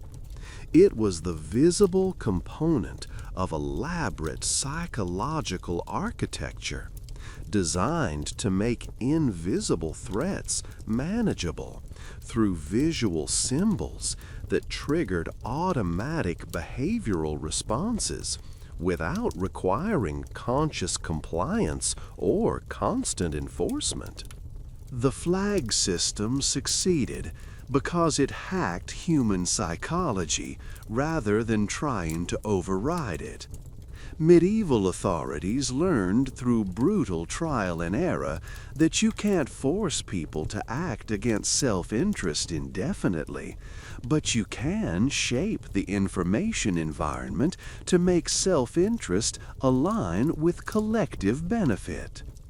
The flag made disease visible, turned avoidance into simple navigation problem, and transformed abstract epidemiology into concrete geographic boundaries that anyone could understand and respect. The genius was recognizing that visibility prevents panic better than invisibility. Invisible threats generate paralyzing fear that interferes with rational behavior. Visible threats enable focused avoidance that preserves normal function in unaffected areas. Medieval people could live productive lives during plague years because flags told them exactly where danger lurked and where they could safely continue normal activities. The bounded fear replaced unbounded terror. The psychology of medieval plague flags reveals timeless truths about human fear management. We need to see dangers to feel safe from them. We need visible boundaries to navigate complex threats. We need simple, consistent symbols that activate fast processing threat detection rather than slow, conscious reasoning. These principles don't change with medical progress because they're not about disease, but about human cognition. The failure modes of plague flag systems mirror the failure modes of modern surveillance systems. Resource constraints undermine implementation. Corruption creates selective enforcement that destroys legitimacy. Overly intrusive monitoring generates resistance that overwhelms compliance. Privacy invasion creates resentment that makes people reject otherwise effective interventions. Every technological generation discovers these failure modes anew, thinking they're unique to their context rather than inherent in any system that trades liberty for safety. The most profound parallel between medieval and modern disease marking is the impossibility of sustained vigilance. Humans can't maintain crisis alertness indefinitely. Plague flags worked for weeks or months, but not years.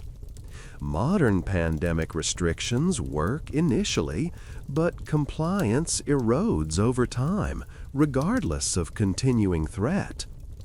The psychology of alert fatigue hasn't changed despite all our behavioral science, because it's rooted in neurological systems that evolved long before civilization.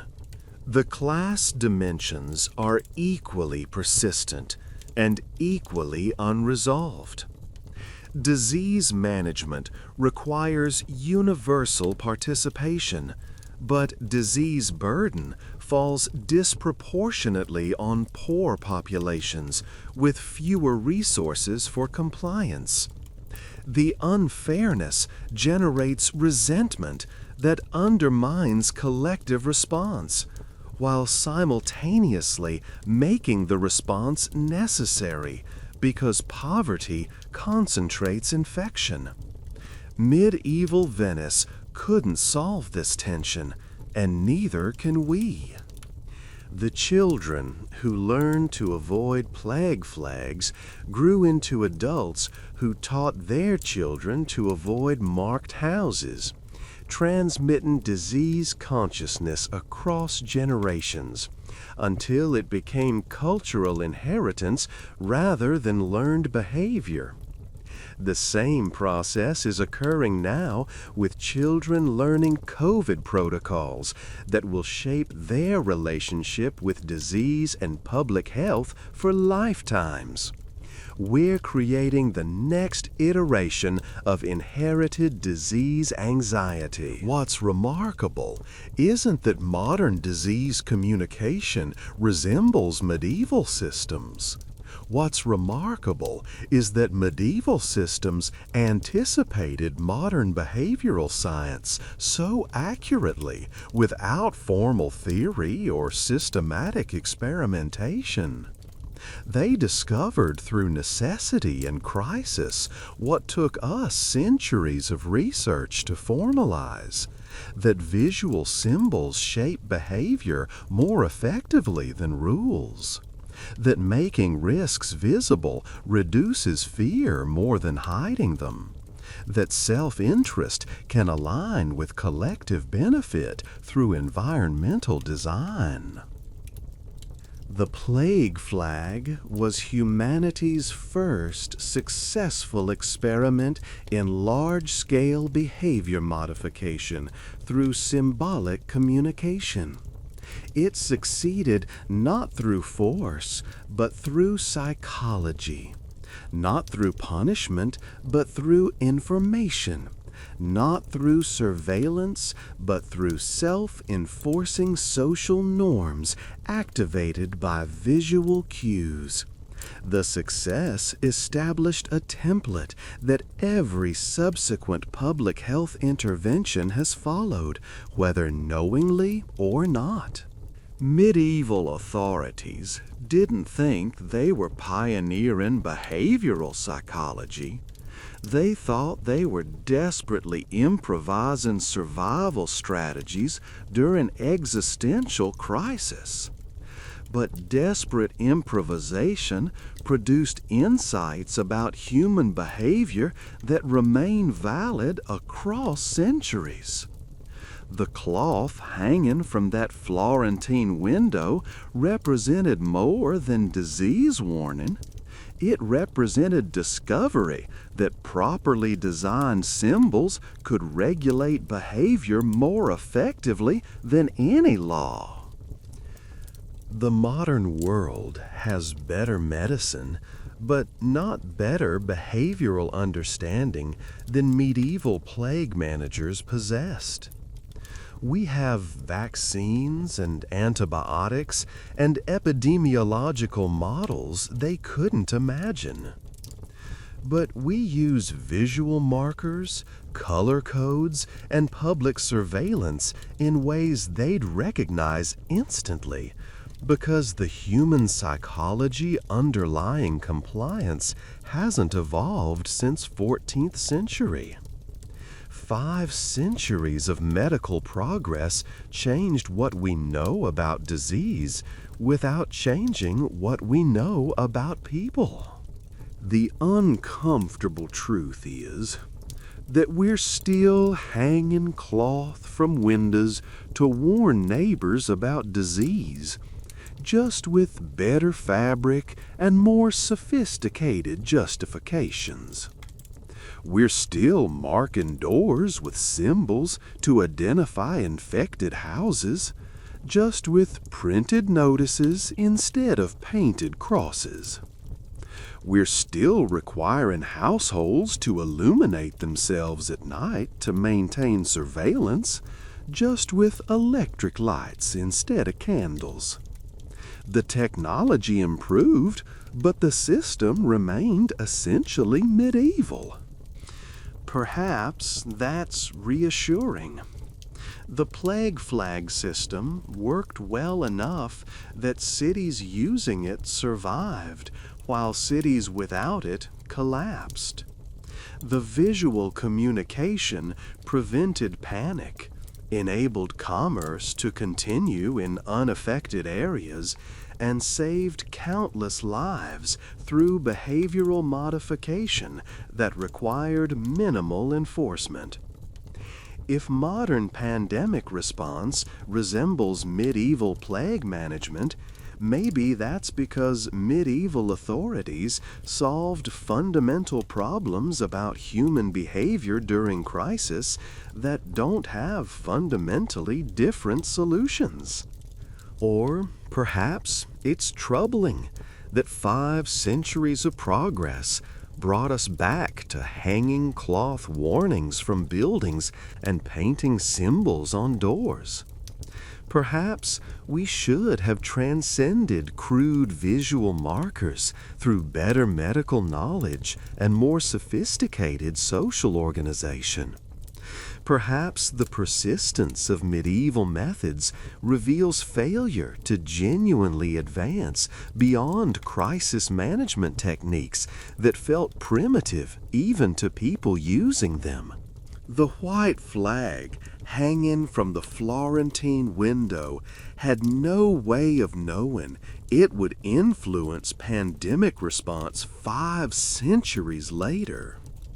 The officials who hung it were trying to survive their immediate crisis, not establish enduring principles of public health. But the flag's success created a pattern that repeats whenever disease threatens civilization. Make danger visible. Trigger automatic avoidance. Maintain surveillance through symbols rather than force. And hope that human psychology creates sufficient compliance to let society survive. In the end, the plague flag succeeded because it was simple, visible, understandable, and self-enforcing. Those characteristics remain optimal for behavioral control during crisis, regardless of technological sophistication. Medieval Europe stumbled into this discovery accidentally through trial and error that killed millions. We've inherited their solution without improving it substantially because the problem they faced, making humans cooperate during invisible threat, doesn't have fundamentally better answer than making the threat visible. So, modern pandemic response uses digital versions of white cloth because white cloth worked. We encode disease warnings in colored badges because colored flags worked. We mark quarantined buildings with notices because painted crosses worked. 5 centuries of progress taught us primarily that medieval authorities understood human psychology well enough that we're still using their methods with upgraded materials. The medieval cloth hanging from the window wasn't primitive medicine. It was sophisticated psychology disguised as simple fabric. And that psychology remains the foundation of how we manage disease crisis.